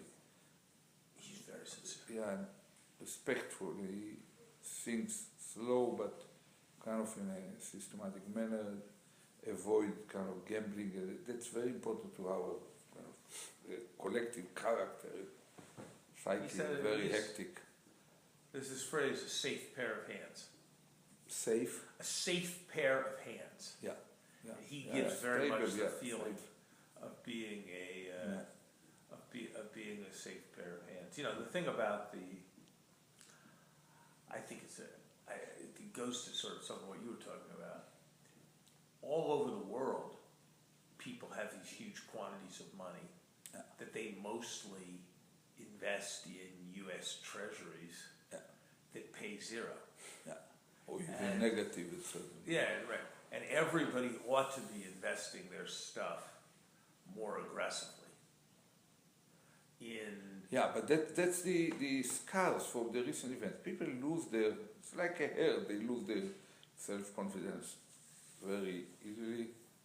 And what happened in the crisis of, if we could not predict this and no one warned us loudly enough, so probably now it's immediately they frozen. It's human nature. that sounds right.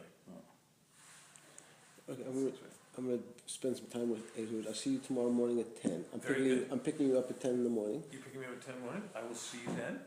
Excellent. Ehud, this was very good. It was very good to see you. I hope we'll have a chance one of these places or one of these. He's going to be a free man. So one of these things. In 3 weeks, I hope. I contemplate setting a departure ceremony and set a time, a day and time, because I'm afraid that under certain tricky developments, there will be no new government and we'll go to another election, and that's, theoretically it's possible, and I don't want to find myself stuck. Great to see you. Very nice to see you. Be back second.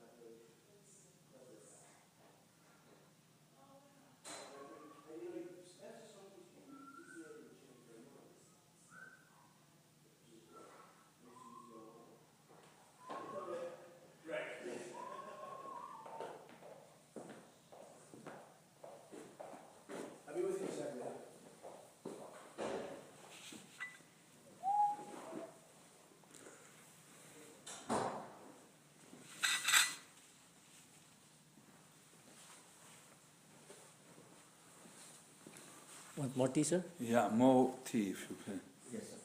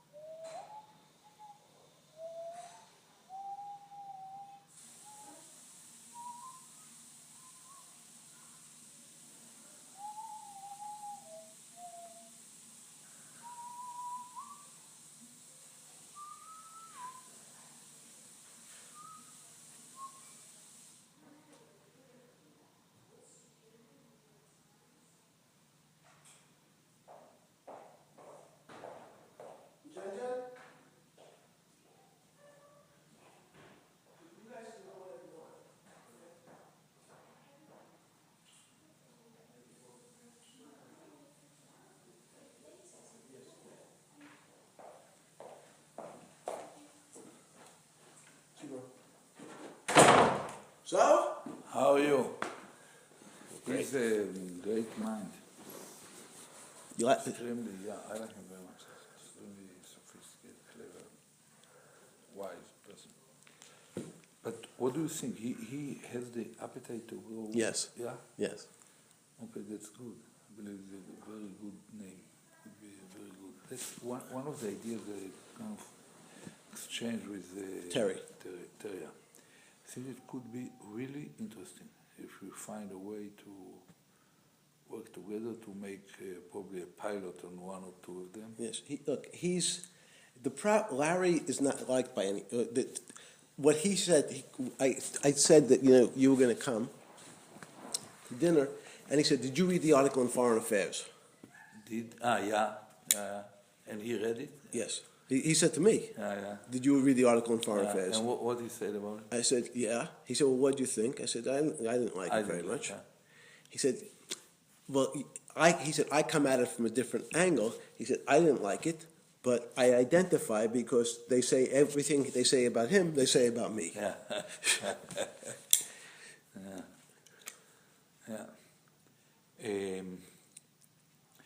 Let's go through. I want to. I thought we would start earlier, but It's okay. I have hope time. you have enough. You have patience. I have patience and I have time. Yeah, okay. I want to go with you through a variety of opportunities that were kind of proposed, different levels of concreteness. Okay. But that I find that probably I want to hear your advice before I try to focus on Okay. an order of priority and probably to have your judgment on some of them and what it means. Now, unlike Larry, I can find fascinating adrenaline and satisfaction in just making money. I knew that. I already knew that. I will spend it. That I will have the real adrenaline. If not for making it, for spending it. Yes. Then it's spend it cleverly around the world. Okay. I want to start with what I brought you here. I brought you here a document of The German takeover. a German kind of supposedly sophisticated takeover group that I was one of the founders of, and according to the real achievements that they had, according to this record, are those that they have made when I was still there. I don't know what they have done since then. Probably they won some court trial about some deal that they were involved in, and they were bypassed at the last moment. Probably the deal never materialized. It had to be with some sub-unit of Deutsche Telekom that operates here, T-Mobile, that was taken by AT&T, but in a way that was the two ways. The way to bypass them was by acting much more aggressively, and by this aggressive action, they raised the attention of the authorities, regulators here, and somehow it was blocked. But they kind of had still a complaint, that probably they got some 30 million or whatever from this complaint, and they ran themselves the office since then. Probably there are some areas that I don't know of, but basically I see something which reminds me very much what we had in mind 6 years ago when I left them as I entered the... Read it and try to ask me whatever question. I know the people, I know... who's the principal? Who's the main person? Originally it was 4 people, one named Philip Scholler. You will find all the details about but them. who do you like the most? Who do you have the best? No, I have with the two. We were 5 people. Okay. Philip Scholler, Christoph Bulfon, which is a lawyer, another entrepreneurial kind of guy, Hubertus Hoffmann, Dr. Hoffmann, and German origin Canadian guy. And at the moment, do they have any money? Named, allow me to,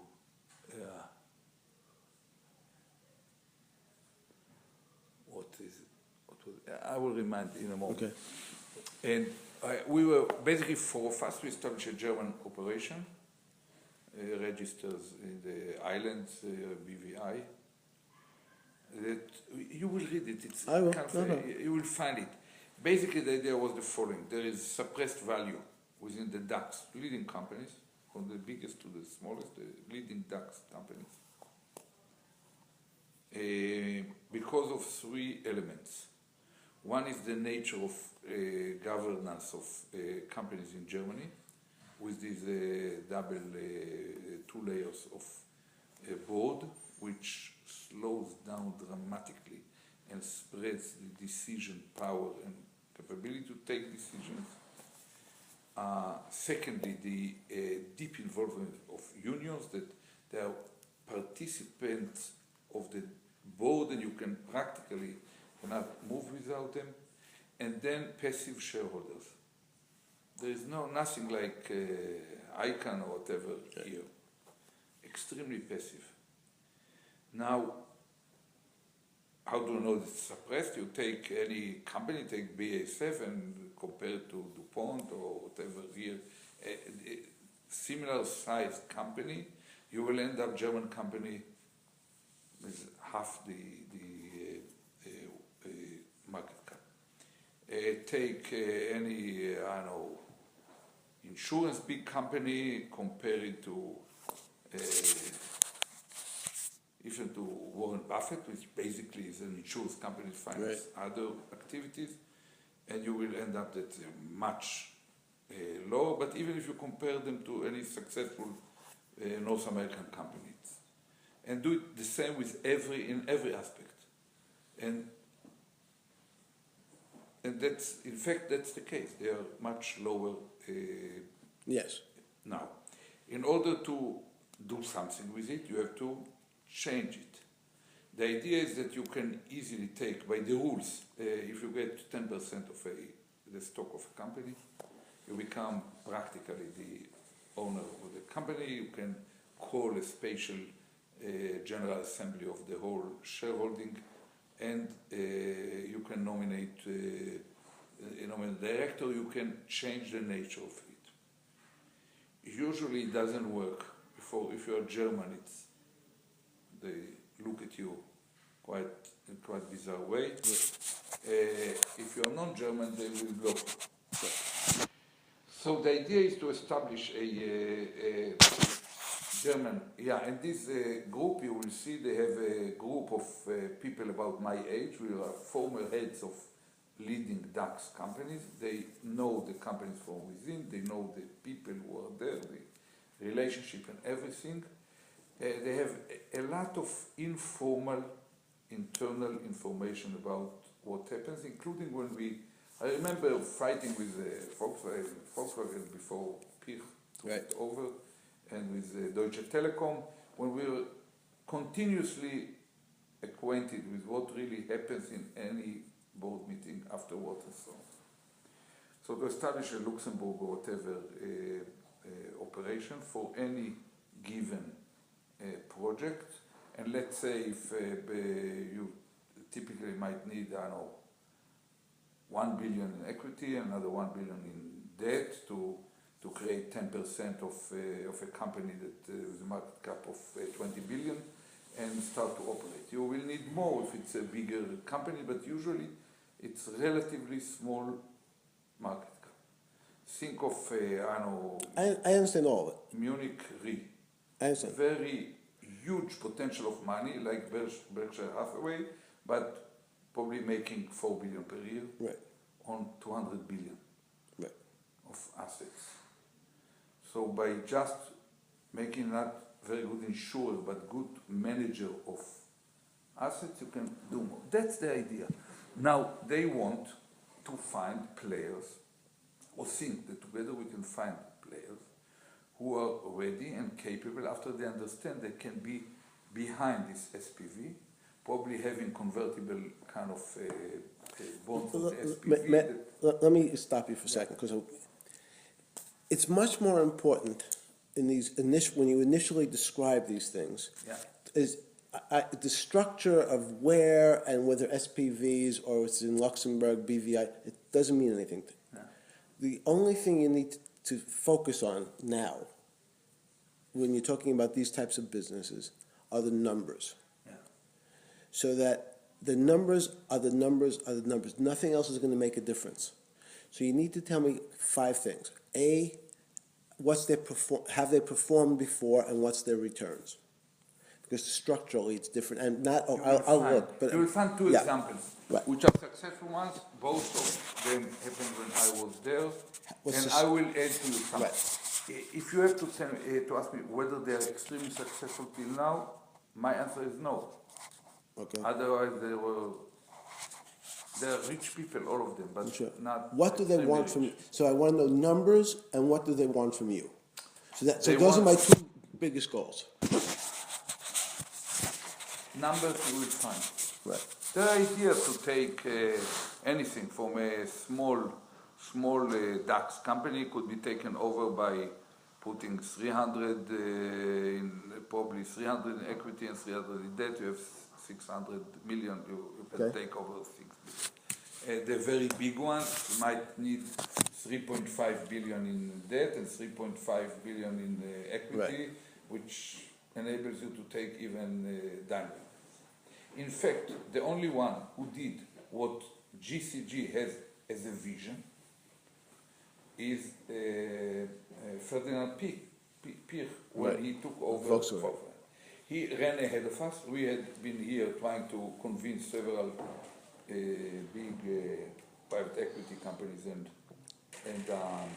hedge funds to do exactly what he had done. They were much slower because he's several generations there and have already had a stronghold within the company. Probably he identified the opportunity, but he extracted clearly a real jump that still holds several years, probably 5-6 years afterwards. Basically, think what Pirch have done with Volkswagen, and you will get a sense of what they plan. Whether they didn't or not, that's probably the reason why they want me. They want me to be able to somehow help them, to convince somehow for whom these amounts of money are not frightening. If we convince, for example, the sovereign fund of be it Singapore or the Emirates or China to be with us, or even a major Russian group to be with us, the GCG provides the front in Luxembourg, and they are behind it. They can, because if some sovereign fund will take over a major DAX company, it could end up politically. But so they want you to go to the sovereign funds. To help them to convince the sovereign fund or extremely rich individual. Right. Like Tom Pritzker, for example, or I just Yuri wrote down Miller. Tom's name because I talked to him this morning. Yeah. Probably a guy that can, if he wants, to take over a major I understand, German. but what is your real advantage for them? The fact that you know rich people, and the fact that you have I can open the door, I can access, I can sovereign be fund. there, I can. Okay. I cannot be at the core of the I understand. You're the door opener. yeah, in a way, and someone that they respect, it Right. gives them certain respect, as you said about this blue Right. Mountain. mountain.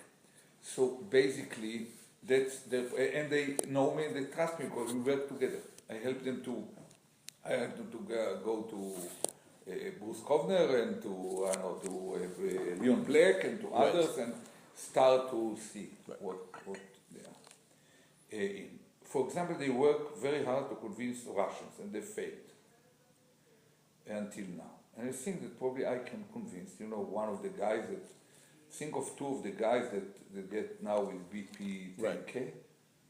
Altogether, they got some four of them, they got some 28 billion. They have to put it somewhere.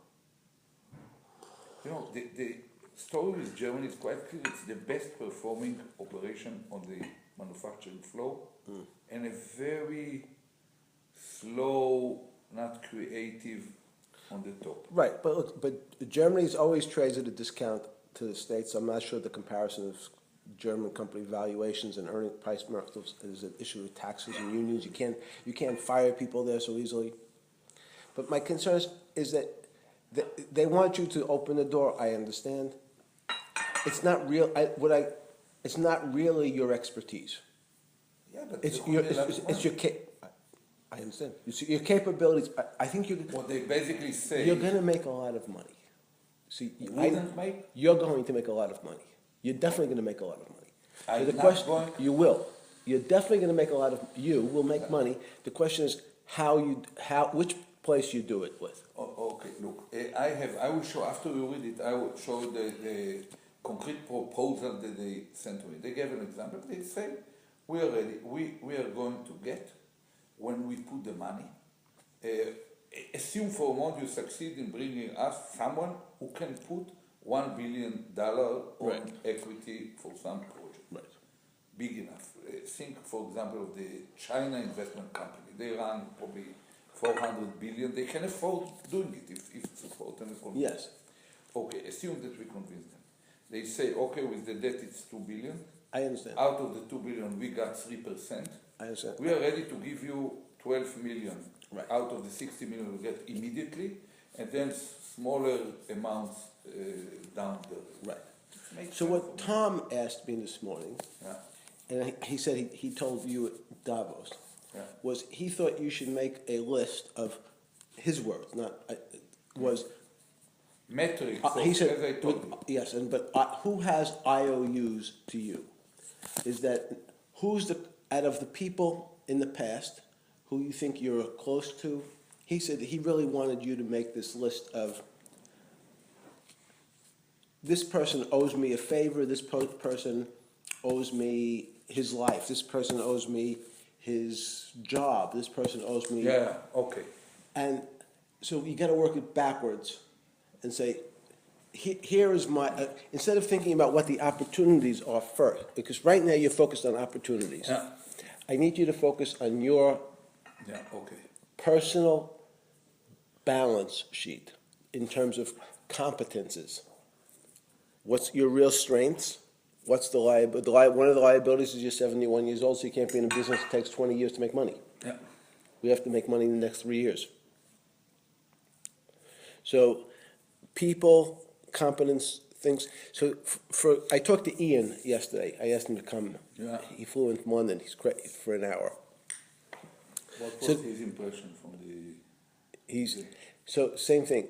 Because he's very connected to Samsung, very. Who? Samsung, Korean Samsung? Yes, Yeah. very. Yeah. They pay him $3 million a year. Just to make PR. Yes, he has 10 companies like that now. No. Okay. So he said there's this company called Lookout. He said he mentioned it to you. Lookout. Yeah. You told me. Yep. He thinks they'll pay you $2 million to be on the board. Yeah. That would be good. I understood. Yeah.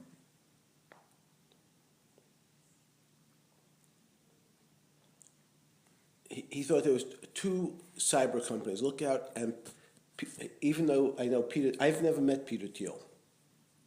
And everybody says he sort of jumps around and acts He sort of looks- strange, like he's on drugs. Smoking, yeah. Yeah. He looks the under drugs. However, he has a company called Palantir. Pallen. Tier. Palantir is Peter Thiel's company. And Lookout. Palantir, Palantier? Yes.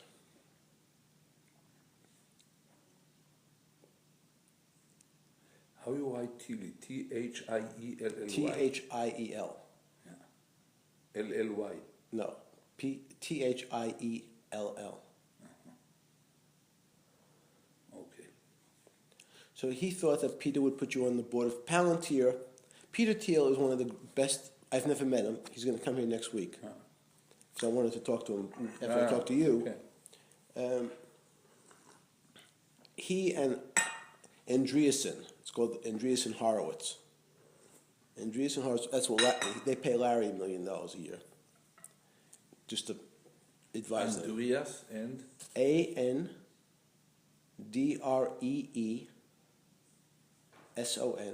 Andreessen, and Horowitz. Howard. Horo, Horowitz.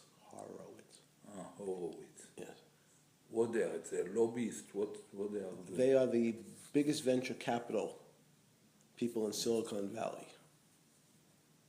What, bigger than Sequoia or Kleiner Th- Perkins? These are the new Kleiner Perkins. Everybody, these are the smart boys. Yeah. So those two companies right away, in terms of, I said that we need now, in the next 3 weeks, if you're going to leave.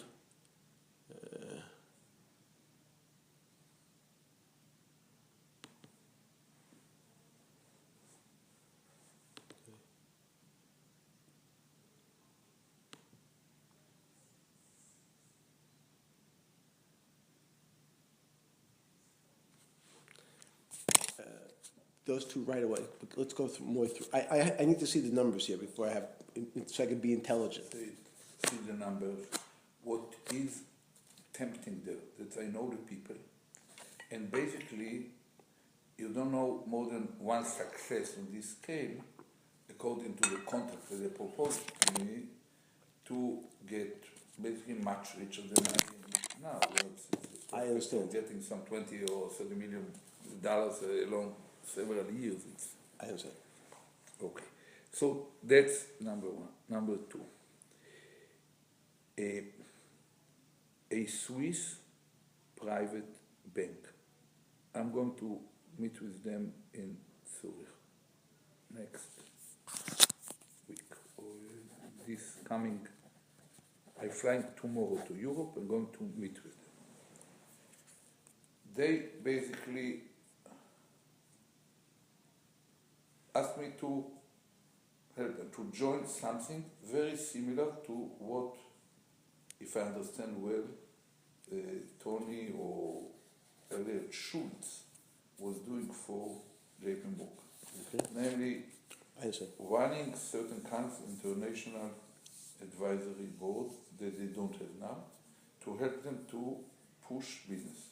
Yes. And they are very clear what they would like me to help them to approach effectively and convince people and players, family. They're like many other banks. They're moving or want to concentrate on high net worth individuals, family offices, some extremely big operations that for some reason have to invest. They have quite known name. They are not as small and private and almost kind of confidential like Pictet or Lombard. And as a result, cleaner. I tried to check, I didn't find anything about them, but they told me, frankly, that they don't want to work with Americans. Right. Because even if I bring Nobody works with Americans. they told me it doesn't make sense from reputational point of view to work with Americans because they want to know everything, they want to publicize. It's not easy to the customer, not easy for us. So they want me to help them to reach sources of I understand. money to manage in whatever, Latin America. How big are they now? How big are they now? Do you know? I think between 150 to 250 billion in assets Okay. that they are managed. Mainly wealth, kind of private or the companies' wealth. I don't know exactly. They didn't reach this level. And they feel, for example, they don't know even how to approach Russia because they didn't like, they still feel that some of the Russians are bad and they shouldn't approach them, but some others are good enough because they put money around their operations outside of Russia and became quite legitimized in the financial world in Europe. What's the name? Can you tell me the name? Or are you No, close? they asked me, probably I will tell you in a few days. I don't. No, They just asked me not to. But think of it, there are several, probably half a dozen or a dozen But they're operations. not. Have they been under investigation by the states? No. You sure? No. That doesn't Yeah. sound right. Yeah. It doesn't sound right. Why? Because I can't imagine that there's an institution that of $150 billion that has not been under investigation by the states. Just so it just doesn't sound right to me. Yeah. Okay. I will recheck it with them directly if you think. No, it's- you need to. Find some. Okay. Probably after the You meeting. can ask him. Probably after the meeting. Fine. In 3 days I will be. Fine. It will be behind me. Fine. I will find a way to ask.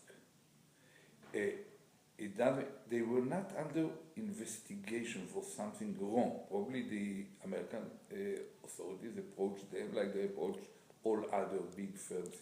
Okay, but And, there is, in general terms, every Swiss bank of big size like that has been under investigation. So it's a question, if they no longer, the question you need to ask, did you ever deal with Americans? Now, if they dealt with Americans in the past, they're under investigation. Everybody who's touched an American is under investigation. Okay. So they might not be now because they told what normally happened, like there's a bank called Wegelen, Wegelen. Yeah. They were the big ones. Julius Baer, big ones. If you had an American, they told all the Americans, you must take your account out. We're closing it. Wegland and the, All the Swiss banks. Yeah. We're no longer allowed to have American clients. Yeah. But the government says, look, I need to know who had accounts at your bank because they have not paid their taxes. Yeah. And we want their names. So there's been a big fight for most banks. So the banks said, we can't, under Swiss law, we can't give you the names. But we can give it to the Swiss government. And the Swiss government probably is going to yield to the Americans Yes. and order to give. Yes. By then, all the banks will give. But all this, I believe that Lombard and the Pictet it was in the open media that they were under certain investigations. You understand? So But Credit Suisse and the UBS, they got- also had been under. yes, big. And the Wegland and the Wegland- Julius Baer and The worst so far has been Wegland. Wegland. under investigation. No, they pled guilty. Uh-huh. They already were And charged. the others, the Julius Baer. Not yet. No, they want. Not yet pleaded guilty or not yet under investigation? They're all under investigation. Yeah, okay. Not yet charged. Everyone's under investigation. Some have been charged because it's how abusive. Really, what happens is this: you're under investigation. Congratulations, you're under investigation. You cooperate with me, So you are okay. We won't bother you. You want to tell me to take a walk, I will indict you in New York. If we indict you in New York, you're not allowed to do business with American banks anywhere in the world. So you're out of business. So you either give us what we want. If you are not cooperating, You're dead. you will be ordered kind of Charged. Charge here. Yes. And then automatically anyone who is Charged. You have a problem. So Wegland paid a fine of $75 million. who Wegland Bank, Wegeln, paid how much? $75 million. UBS paid $750 million. $750. But they paid 75. But even I've got even Wait. RBS paid Yes, now but for whatever. the for different the trade, Libo. but different trade. That was a rate rigging. But here's I'm going to pay $75 million and give you the names of every American who had an account.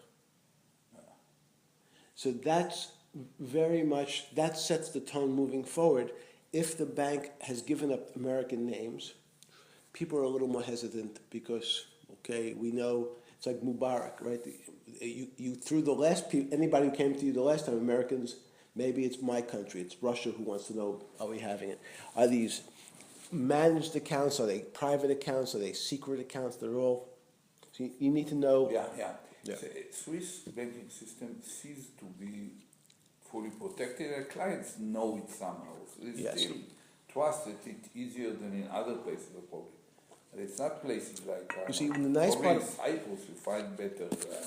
The nice part about Switzerland for people, if you have $100 million and you have it in Switzerland, you don't want a return. You don't care if your money makes money. You don't care if it doesn't make.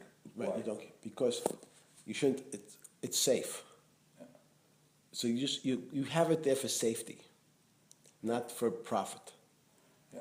So it's very But easy. they are somehow taking some of the money as a management fee, or Yes. you think they probably do it and they let you get very little, Very, but very you little. don't let them more. So they In fact, if they make 2%, they the take deal is 2%. that they take 2%. They take 2%, give you 0.5%, all satisfied because what you really bought is safety. Right. But if that's the case, it might not be extremely complicated to help them to That's pay correct. money. That's correct. Unless they are under such an investigation and have Right. to be at the wrong side. Correct. But why should they be on the wrong side if they understand what you have said? So everyone ultimately, it doesn't have, it's an issue of survivability, so.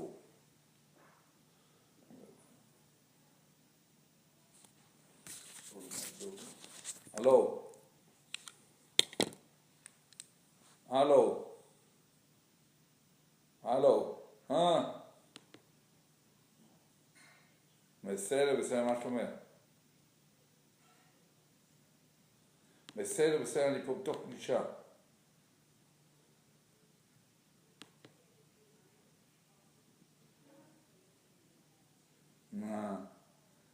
בסדר גמור. בואי, אני אתן לך, תרימי לי טלפון מחר, בסביבות 10 בבוקר, ונראה, נקבע מחר, מתישהו, בסביבות 4 אני חושב, אני נוסע לשדה תעופה. הלו. כן. דברי איתי מחר בבוקר, בסביבות 10.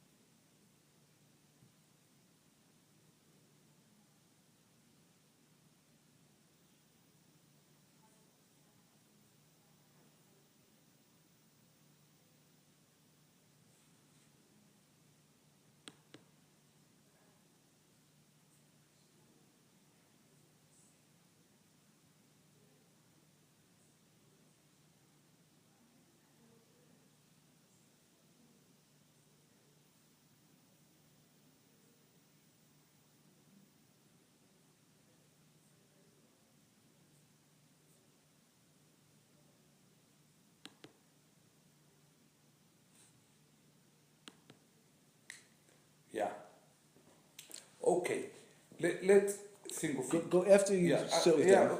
We'll come better later to it. They want, basically, they seems to be interested. We never reached a point where they will tell me, okay, we want to send you an offer. They know that I'm going to leave only in several weeks.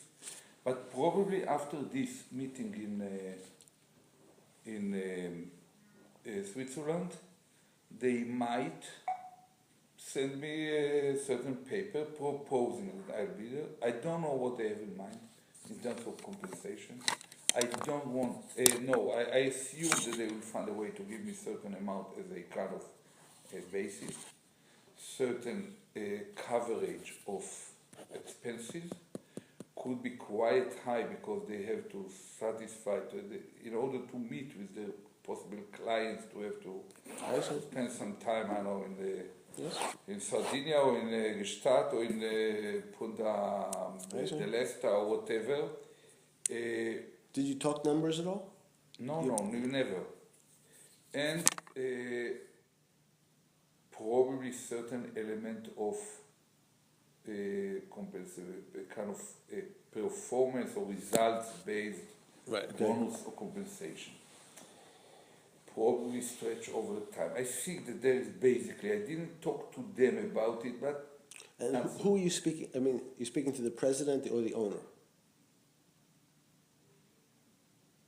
I spoke, they came to my house as a kind of just to our place in Tel Aviv, asked to meet with me.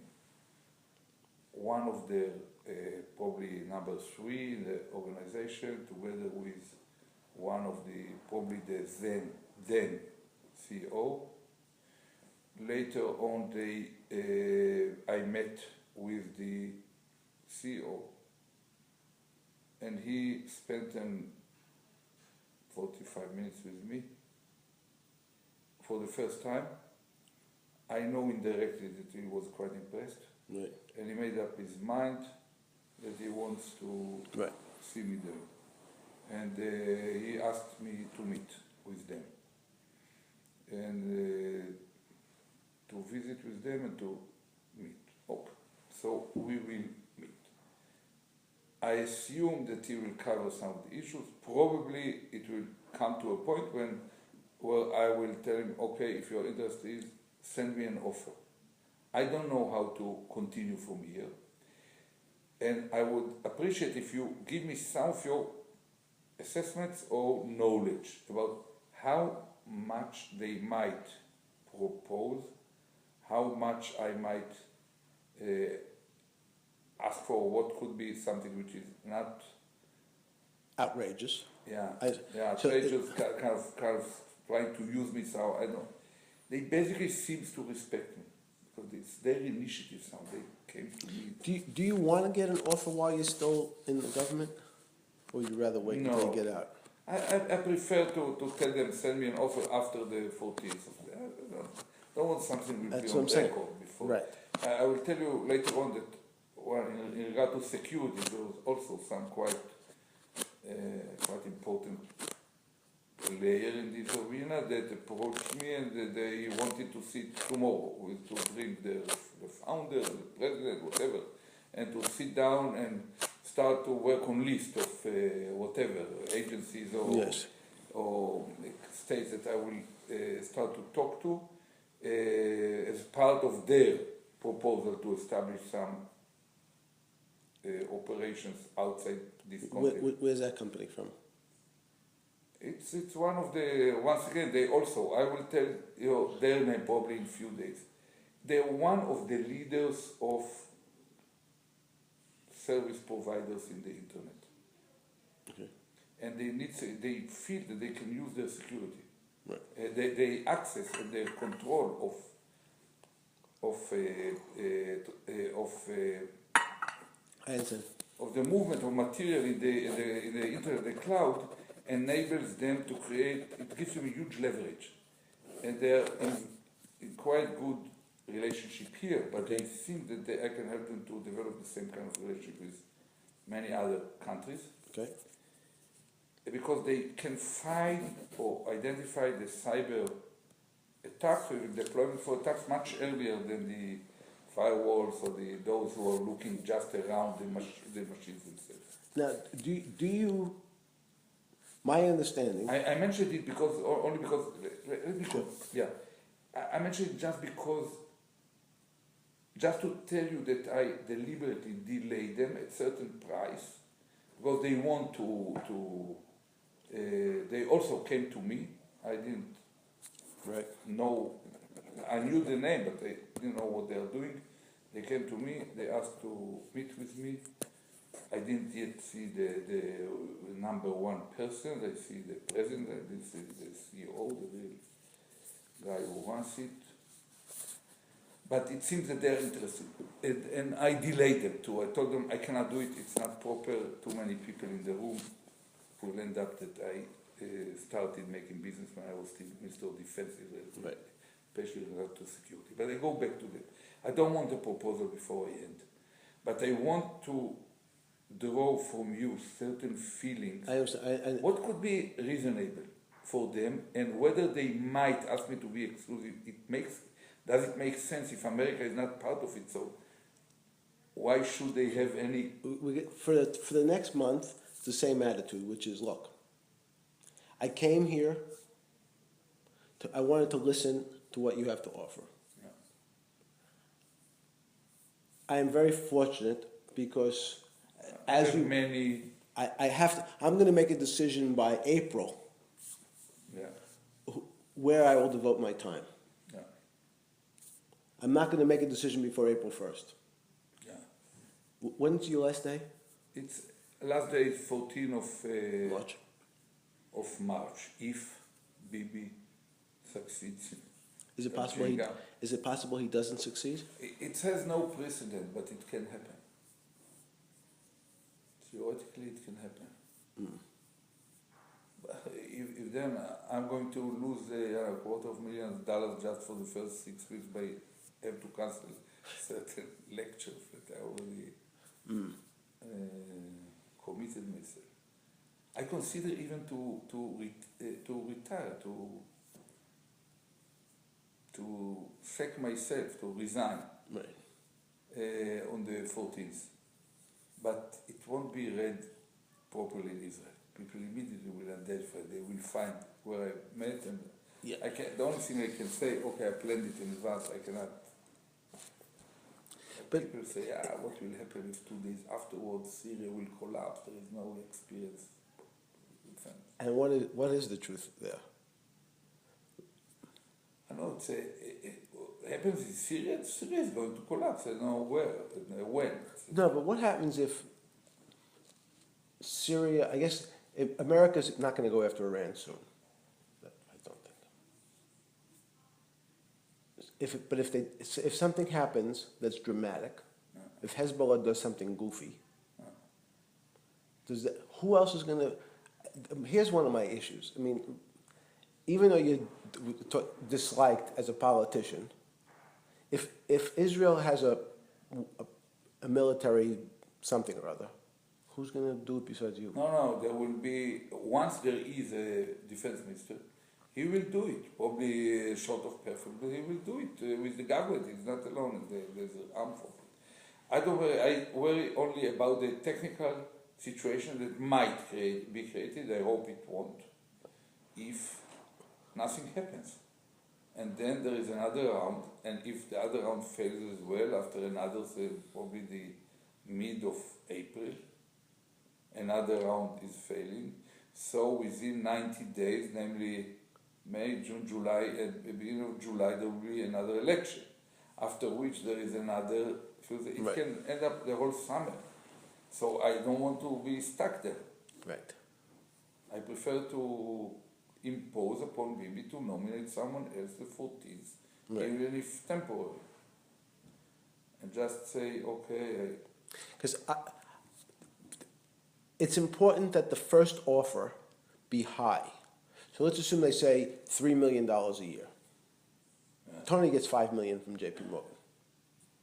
Yeah, but JP Morgan is much bigger operation. It's one of the biggest. That's what I'm saying. So we know it's not going to be more than 5. Yeah.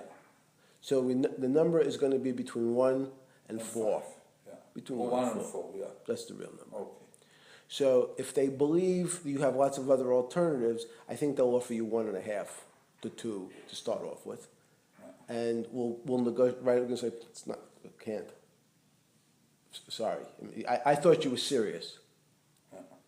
I thought you were a serious player. If $1.5 million, I can make that in 5 speeches for 5 days a year. I don't need it. Yeah. Now, in real life, though, once we really know, because you can't have yourself involved in a bank that does funny things. What is funny? Illegal. I don't think that that's the case. I don't know, but you don't know. Yeah, I don't know. I don't care what you think. Yeah. It's interesting, but Yeah. we need to know that you can't. How can I know and how can I present this?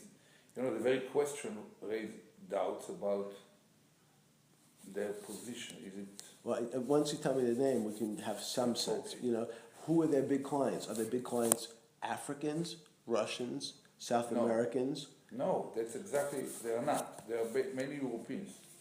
But, the Italians have a problem. Yeah, they told me, quite frankly, that they hesitated to enter Russia because of reputational issues, Right. and that they are not almost. They are relatively weak in Latin America. They think that they have to go there, or Latin America and Central America, and they don't even know how to start to think about China, and they think that it's a rising power in terms of wealth. Do they have any other branches, any other countries? Yeah, they have probably hundreds of people working out. No, I don't know. but do they have other branches? What's the Like a real business in Singapore? Do they have a bank in Singapore? Do they have a bank? I don't know. I don't think that they have banks in the normal. So I need to know more. I don't think that they have. I don't think that they are running. Retail for sure they don't have. I need to, but And they don't have. I never see them on the kind of under signing signing operations or whatever. Probably they are doing it privately behind it. So instead of talking theory, Yeah. when you're free to tell me the details, will tell I you. can give you real information. Assessment. Yes. Okay. Yeah. Okay. So probably it will happen mid next week, probably Wednesday. And the security company when? After the 15th. No, they won't talk to you before that. No, they talked to me. I met with the president. Right. They sent a guy who is associated with them in Israel to talk to me. And they came indirectly, they came to me indirectly and asked for a meeting now here or in their headquarters. What country? Here. It's an American company. Yeah, American big company. It's quite big. So it's they also want, but I cannot. They didn't mention numbers, but from what I know, to be a member of the board of American company could be $500,000 Right. a year or so, probably 300,000, probably $500,000, depends on it. Right. And okay, if they do it just to get it, they probably will ask. According to what they raised for this meeting, they are very extremely practical people. They want me to help them because they believe that outside of this continent, in this continent they are quite well connected. But once again, I noticed that they raised the eyebrows when they learn whom I know personally here from the people they are fighting to convince the hierarchy underneath them to work. But Is it a public company? yeah, publicly traded. Okay. But they don't have this kind of access to Germany. Right, but So- publicly traded companies are easier because most of the information is available. Yeah. So we know what the board. We can find out what all the board members make. That's by looking. I don't think that they want me on the board. Okay. I think that probably they want. They even left. They told the Israeli guy left it open. Ask Barak what he would like. They want to be member or head of an international advisory board or advisor to us, consultant, whatever. But we know exactly what we want from him. Right. we want him to help us with his authority on security and, Right. whatever, when quite advanced intelligence community was there, they know Right. whatever they need about me. And say we believe that if we arrange a list of countries, Right. that he can approach on top level. Do they know your last name was to be Brog? Mike, Yes. probably.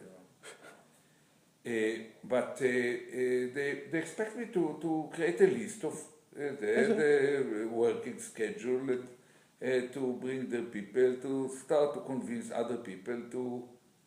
But those things again are easy because if in fact if we know what you're selling and how much what you're selling is worth. Yeah, and now we here have once again, I think that the real story is what kind of model could be shaped that will compensate me a long time, kind of perpetuities, whatever, in regard to contracts that I help them. We set targets that are exclusive in the sense that I will approach them, and if something goes up from it, I will be supportive. No question. That's the second story. Now, there is a third one that I will share with you because it comes together with something that I owe you, kind of. I approached an American CEO, it's originally German, Klaus Kleinfeld. Is the head of a company called Alcoa now, aluminium, biggest public company. I know him from the time that he was here heading of Siemens America, under Heinrich von Pierer, who was a friend of mine, head of Siemens. Right.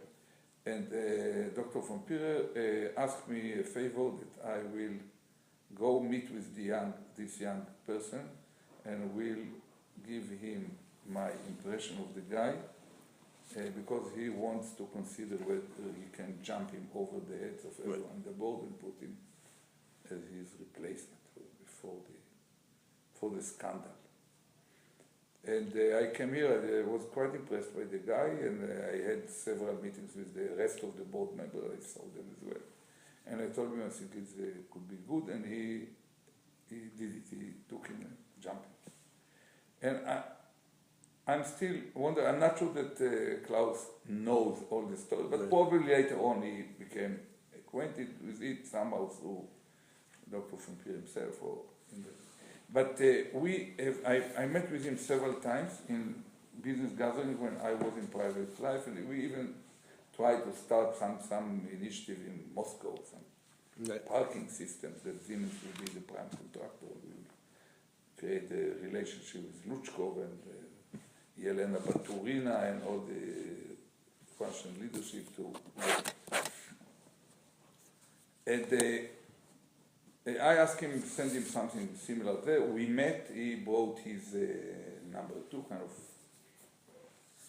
operational assistant, a guy who once worked in the White House later on with one of the consulting groups of the former NSC and they also say basically, tell us what you want. It's okay, we like you, he didn't use the I owe you, but he said, I like Barak very much, great person.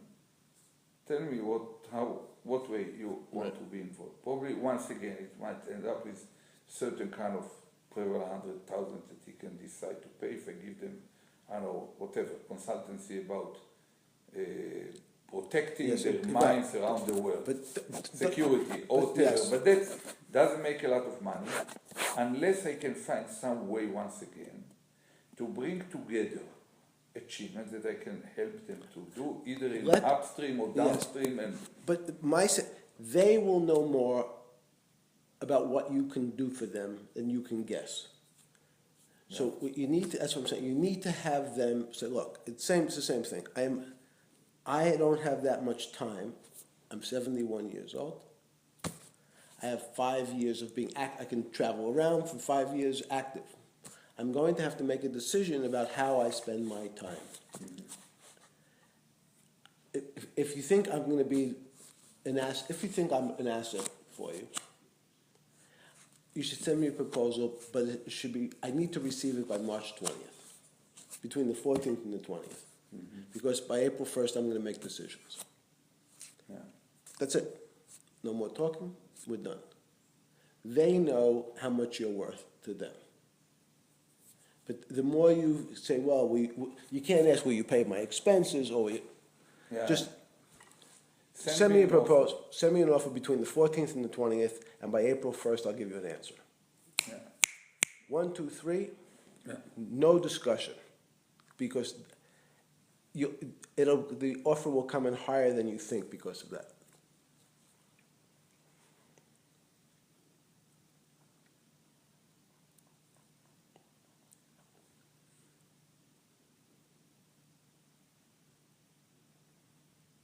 I like the security company more than I like the bank.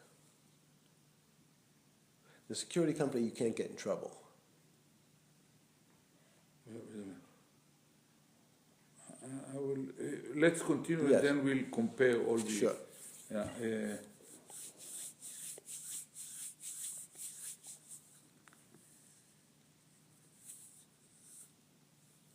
will in March. Yes, March 14th and the 20th. As if you're giving them an order. Yeah. March 31st, and on April 1st. You want an offer between the 14th and the 20th. Send me an offer between the 14th and the 20th. 21st. Okay. 21st. And the 14th. You negotiate 21st. with me already. Yeah, and on April 1st, I will Give you an answer. give you an answer. Actually, send me an offer, however, no, don't mention however detailed, nothing, just send me an offer. Yeah. Okay. And said basically in the bank, they might propose something between 1 and 4 million. Right. Probably. And probably some mechanism of bonus. Will they ask for exclusivity? No. No, they can't, basically, No. because they are not dealing with North America, they're not dealing. Right. And basically, even if they would ask. They might ask for a I bank could- exclusivity. Yeah, I could easily explain to them that some other activities might create synergies. It's not, it's better, not less. Again, no. The answer is, it's not. I'm not good. I can't do an exclusive. Yeah. Don't defend yourself. Don't explain Yeah. yourself.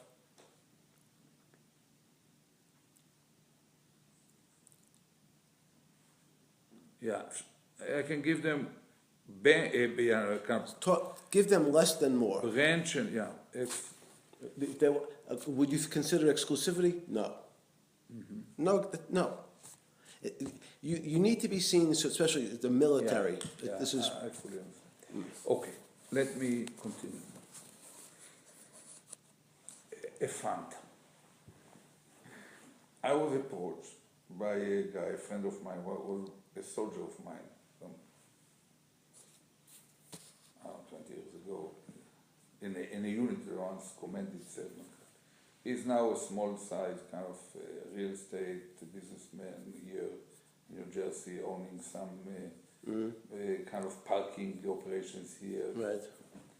But he's well connected, up to Biden, you know, the people that connect interest in the democratic politics and so on. Lovely guy, charming guy. He came to me and said the following: I feel very strongly that small funds, probably between 3 to 8 or 9 billion dollars in size, will be extremely interested. They, not the big ones who have their own foreign ministries, but the small ones would be interested in having you just because of your name, you can go, something very similar to what you told me about Blue Mountain. And he thinks that without even checking with them, he told me I know one or two of those guys that might easily want to pay you $1 million just to use your name, or $2 million to tell that you are one of them, and it works for them because otherwise no one takes it. He mentioned one name. Are you going to tell me that name, or you're not going to tell me that name either? No, Jimmy Walker. But the name sounded to me something bad, because that was a guy that once, I met him several years ago here, and he was somehow dealing with running money for the Assad family or something like this. For the Assad family? Yeah. Jimmy Walker, probably the name.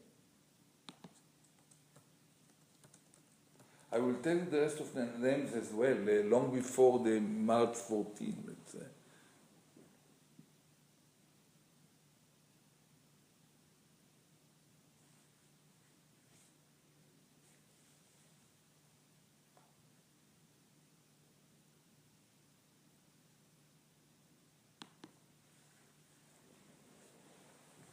I don't know even the name of the fund. Probably I will know the name tomorrow.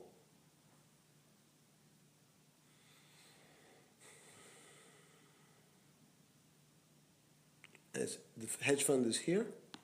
It's not hedge funds, probably private equity. Resource. So you think it's private equity? Probably. But the name is Jimmy Walker. You can't find too many Jimmy Walker.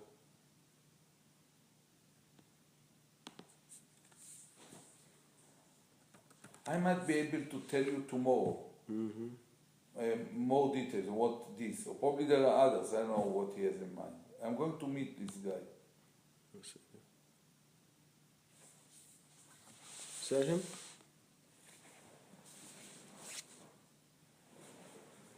Relatively young man.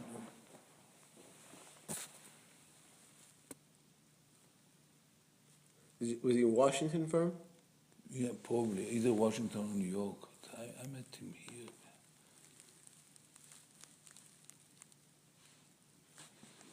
Wealth management, yeah, probably. Yeah. Probably.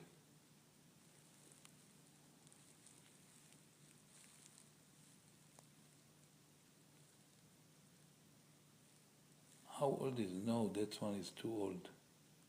If he has so many kids, how old he might be? He got married in 67, so he's 47. He's probably 70. 65, 70? 50? 65, 70? No. Okay. No. Can't be that. All right, why don't you give me the real... Yeah, but wait. I will tell you in tomorrow. Okay. Tomorrow by noontime, I will call you and tell you. Got it. I'm going to meet with this guy. Okay. But think of it once again.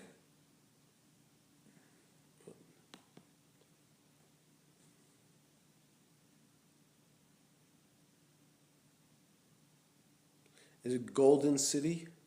Probably. How he looks.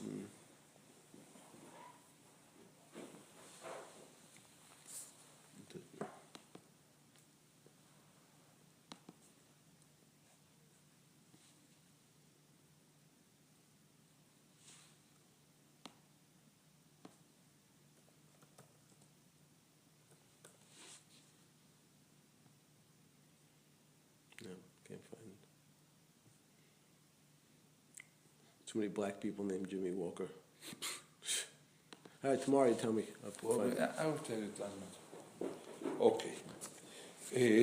Now, the other idea is what Terry raised. Can you tell me in one word what do you think about it?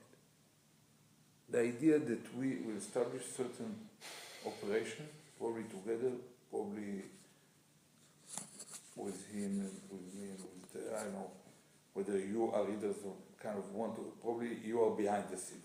Yes. Okay, do you think that it's something viable, or basically it will take years to develop the reputation, whatever? No, it's viable.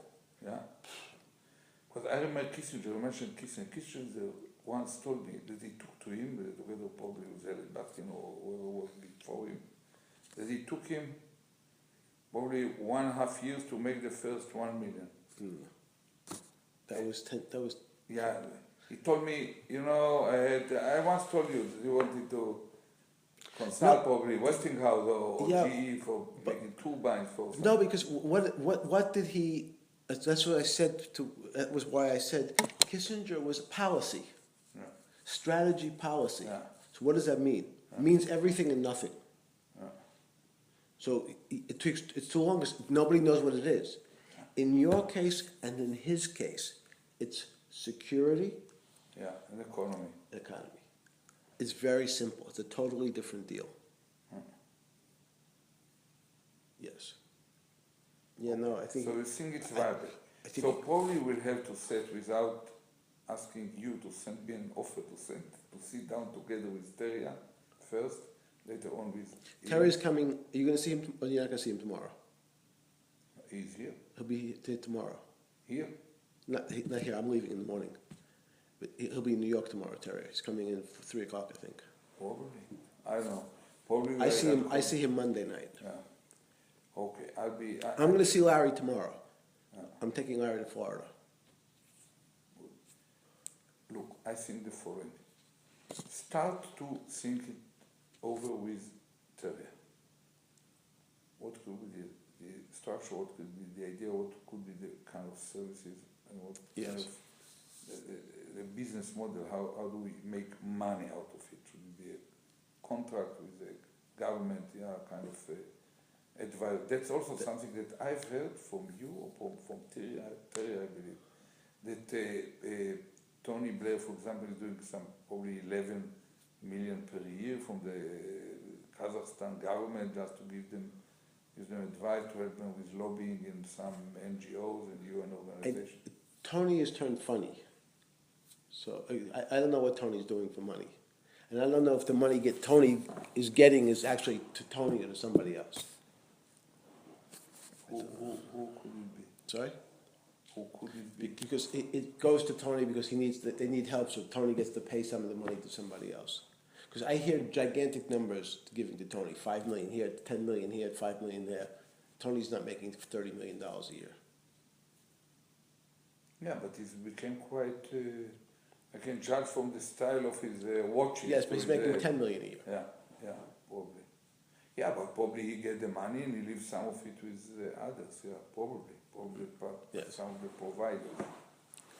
But again, see, Tony is much more. You have, for the moment, and that's one of the things is we have to do it fast. Yeah, because it fades away Very fast. Very fast. Yeah, I would not have an opportunity to say, to talk this way to That's correct. firms, but once. Correct. Right now. Yeah, Right. I fully understand the opportunity.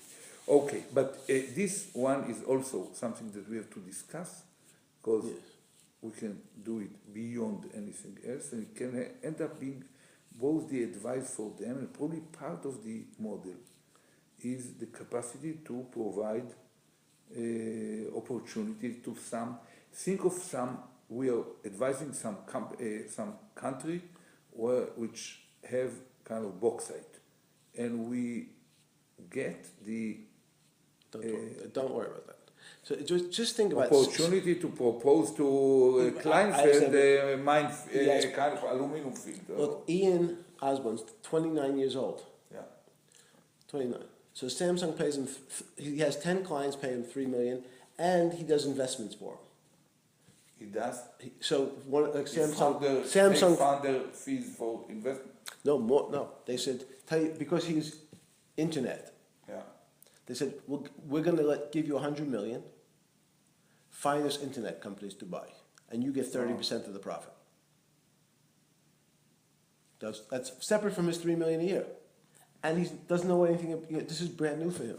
Yeah. and he doesn't have your stature. So that's the concept. It's $3 million a year, and if you find investment. Yeah, but he's something else. I've noticed that he's socialite. He's a kind of man who entertains himself, entertains people around, enjoy. He genuinely enjoy being in continuous party with people and work, you know. He's in a way a workaholic of social relationship, where I'm a little bit more like Obama. If I have to choose, I prefer to sit alone in a room rather than to intervene. And it's not, I cannot argue that it's a forte of mine to entertain people. I can be serious with them, I can. But that's why, since you're not an entertainer, you can't explain yourself. That's my point. You have to, you seem to be military, and you need to keep that in mind. You don't want to be what they want. You need to be what they think of you. Yeah, they think of you as military. It has to be crisp, clear, and precise. I'll come back to Ian Osborne. Okay. So start to think about it. Yes. I think that it's a good idea. Now, Pritzker asked me the same. Tell me, try to make a matrix. Yes. Saying what are your kind of areas where you have certain genuine. Do you have any? Can you help him in Iraq? No. Okay. Not really. Probably within the Kurdish area, yes, but with the Iraqi government, I don't believe. Okay. No, I don't. And not Turkey. I can do it indirectly. For example, I met yesterday David Petraeus. I'm one of the only ones who keep kind of respecting him in public. Where is he? He's now, I met him with his wife, his Holly, in a gathering that Katie Reynolds arranged some Catholic dinner for me on the roof of the Adams, and he stood up to congratulate me. Right. I was quite embarrassed. I didn't know how to respond, but we talked a little bit. He's one of the most respected people, clearly have connections in Iraq. I can create a contact with him. Tom already knows him pretty well. Tom thinks he he's doesn't need me. Right. But he also thinks he's potentially toxic. Probably, in terms of his background. Okay, I can easily find. What's he going to do, Petraeus? I believe he's looking for opportunities in the private equity. Mm-hmm. Probably to join hands with one of the players. Private equity help them take some money. Mm-hmm. Like what was his name? The commander of the Balkans that. General Clark. Wesley Clark. Wesley Clark wrapped himself with a flag. And also sometimes. What's Panetta going to do? I don't know. He told me I'm going to invite you to give a speech, not for free, in the Panetta Foundation or something. He wants to rest, but we contemplated establishing an operation where Jeremy Basha was his aide, right, and Yoni Koren will be our office and sensors, and they will bring ideas where either one of us can do something. We do it together, establish some kind of. You like Panetta? I like him very much. I like him, I trust him, we can work together very well. That could be interesting as well. If I can, he told me I will teach you golf, and he plays the piano. He does? See, even Panetta, you and him. Yeah, could be better than with Ferrer. Probably. I can raise it with Panetta. That's a strong deal. Yeah. Okay, but he basically he feels quite satisfied. I think he told me I probably will do some boards, some whatever, but He's kind of guy, I believe that he's about my age, probably a year older or younger, I don't know. So he probably might think that he's, okay, it's great to live in Carmel or Monterey, wherever he lives, at a farm, whatever. So the way that he raised it signaled to me that he preferred that some younger guys will do most of the job for us, and we step in when it's becomes absolutely necessary to make sure that something is closed. Okay. So and the chairman of the Joint Chiefs, the guy who was testified. Dempsey. Yes. Dempsey is still in service, but I can, for example, take Mullen.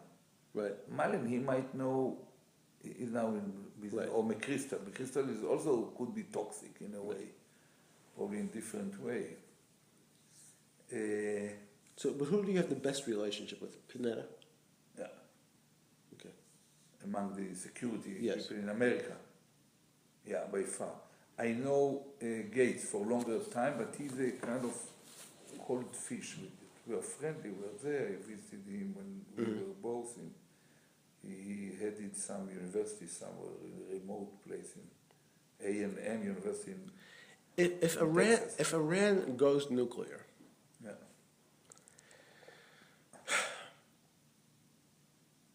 sometime in the next 3 years, how much do you think, you at one point had suggested that it would, everybody looks up to somebody above them, but in the case of you and Bibi, there was nobody to look up to, we have to look in the mirror. Only there's someone there, but we cannot. You can't see. Recently, He's not answering the phone. Will it be seen, do you think, that you guys didn't do what you were supposed to do? That's not clear. Depends on many.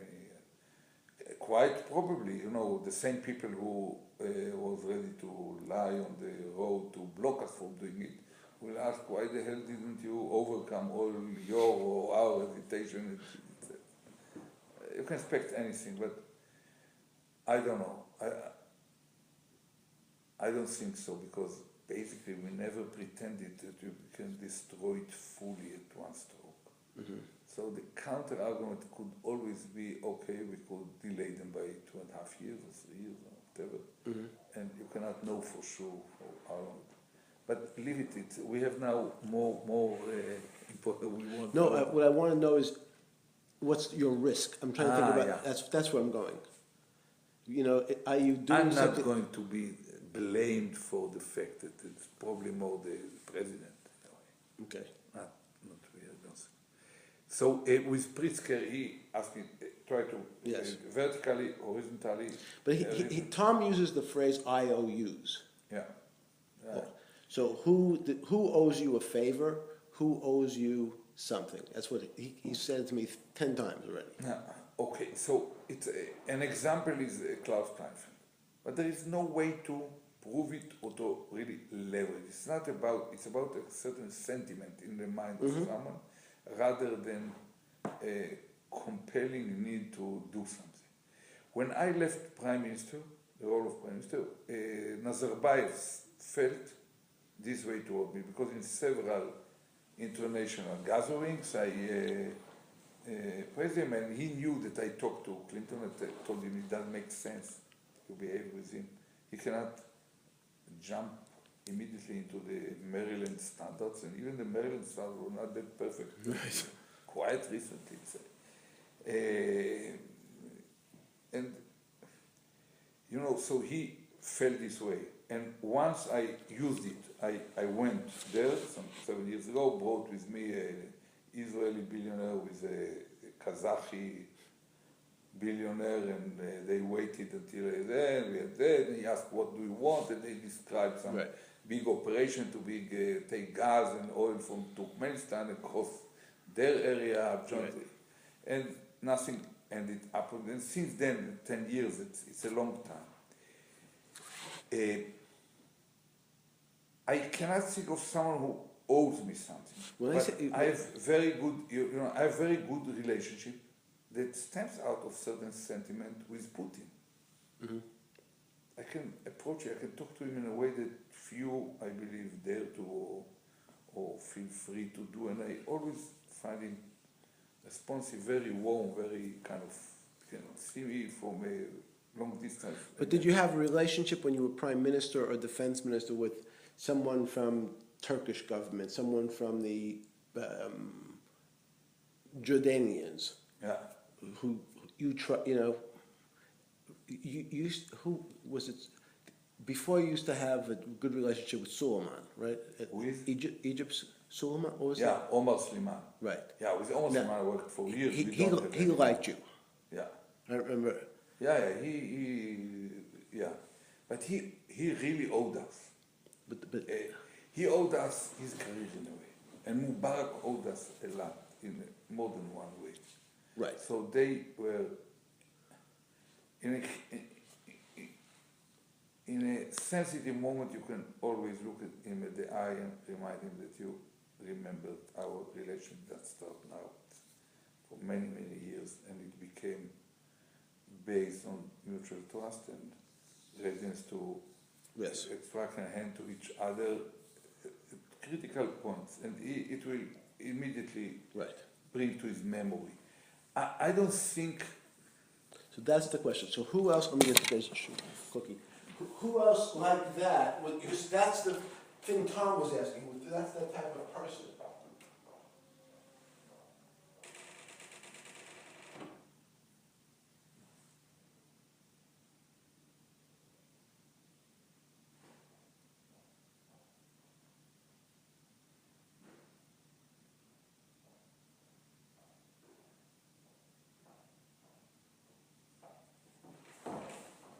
I mean, maybe it is Putin. Cookie?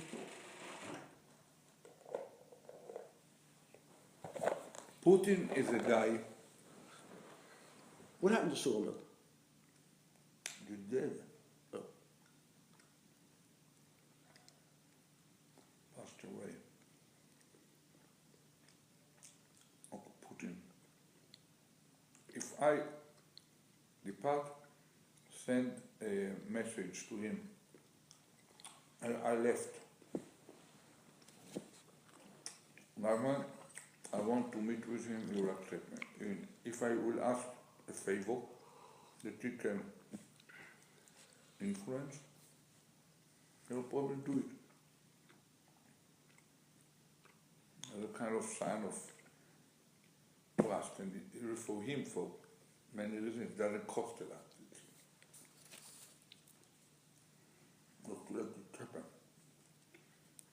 But I don't want to end in a way, the way that Schroeder ended with him. Schroeder did the same. So they nominated him to be the representative of Gazprom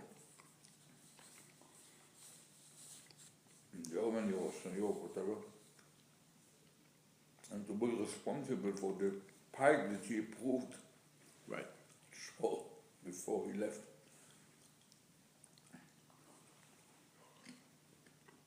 When you ask a German leading politician how about Schroeder, they almost feel uneasy. But I could find something else that I asked him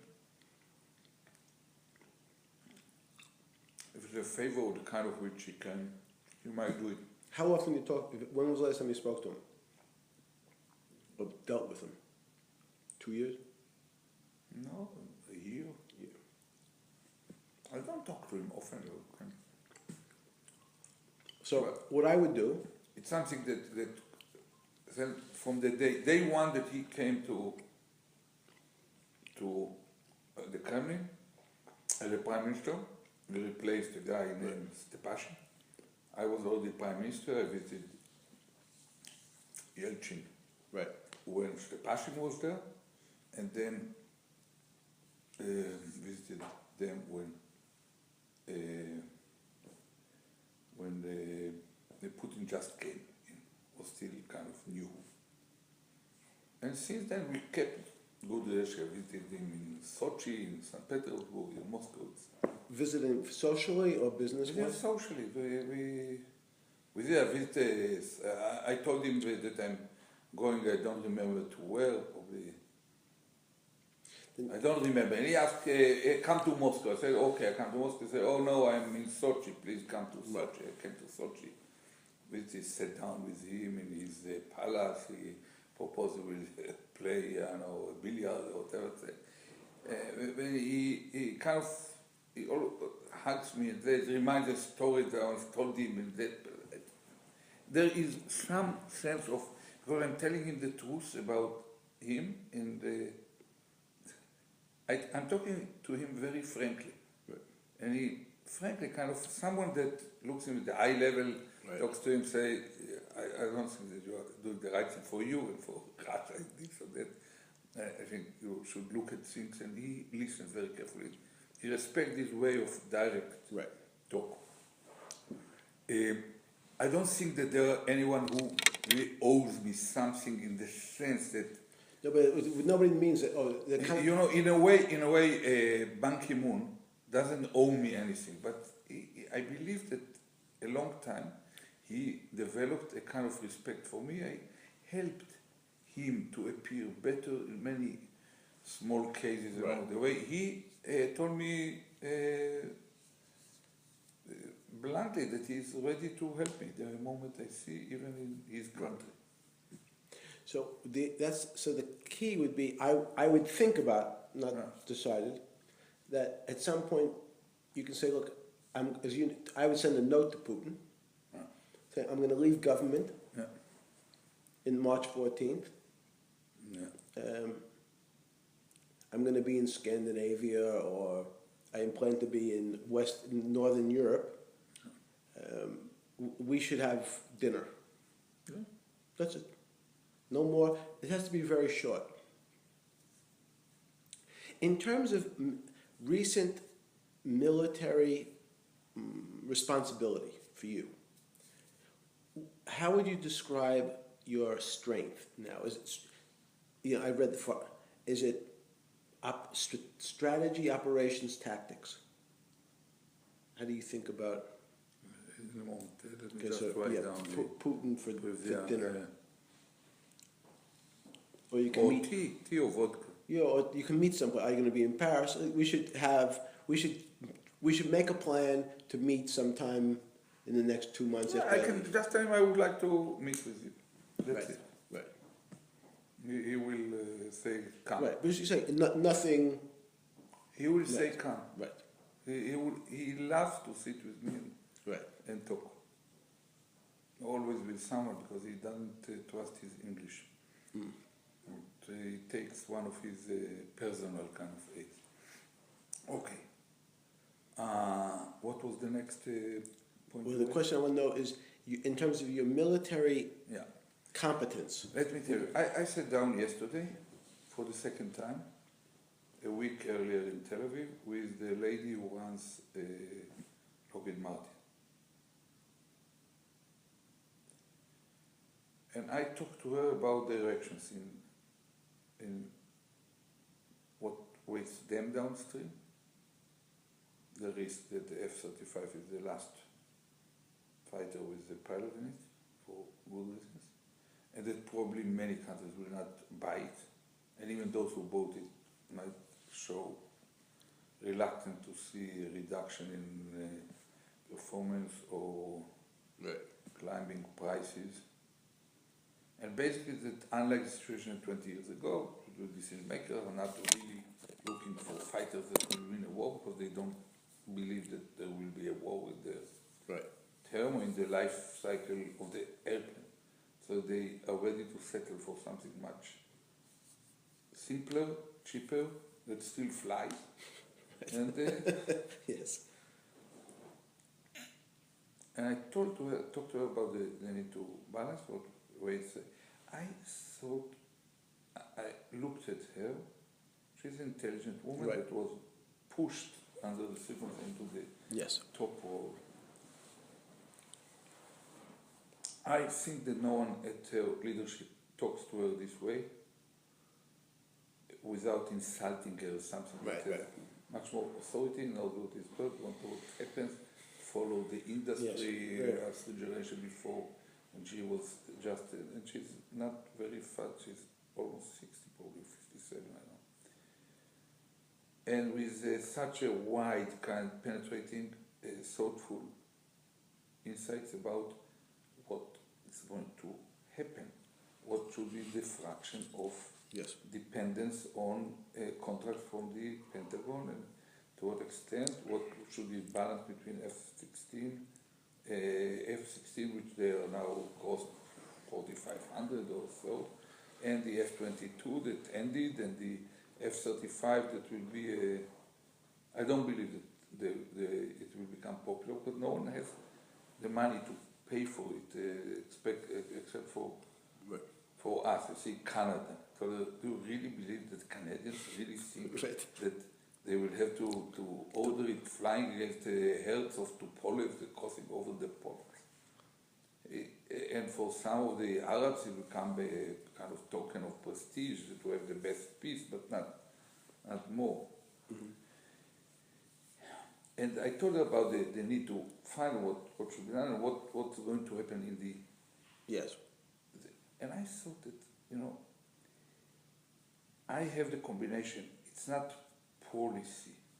I have the combination of insights into the strategic level of it, but very deep understanding, detailed understandings of everything from technology to tactics to the use and to even the fallacies. Why Boeing failed after investing probably $5 billion in future combat system for the ground forces, and how such an issue should be approached in order not to repeat Right. mistakes. So, in a way, it can be strategic, but with a lot of Deep knowledge. fingertip understanding of what's feasible, what's not feasible, what's needed, what armed forces of sophisticated countries will need in order to fight, not the previous war, the future ones as they evolve. I'm. But could you sit on the board of Martin Marietta? I don't know. I didn't check it. Probably not. If I did it immediately, it's a little bit bizarre. And when the Americans, Because we all this understand. kind of. but when the Americans give Israel $2 billion with the requirement that 75% of it gets bought, buys American stuff, how does that actually work? It works. We run through the operational system, the priorities there, I approve it, and I signed or order the signing of the contracts. So I think it would be a little bit strange, but in fact we had some of the general manager, former Air Force commander, general manager of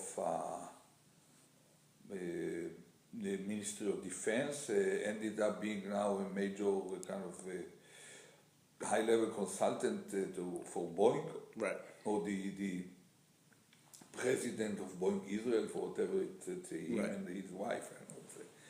But I just mention it as an example. Probably after a year I can do it, or probably I can do it if it's clear that I'm not going to deal in any way with Israel. Yeah, exactly. But in terms of your defense, look for example at the drones. I am the person who basically made it fly by 30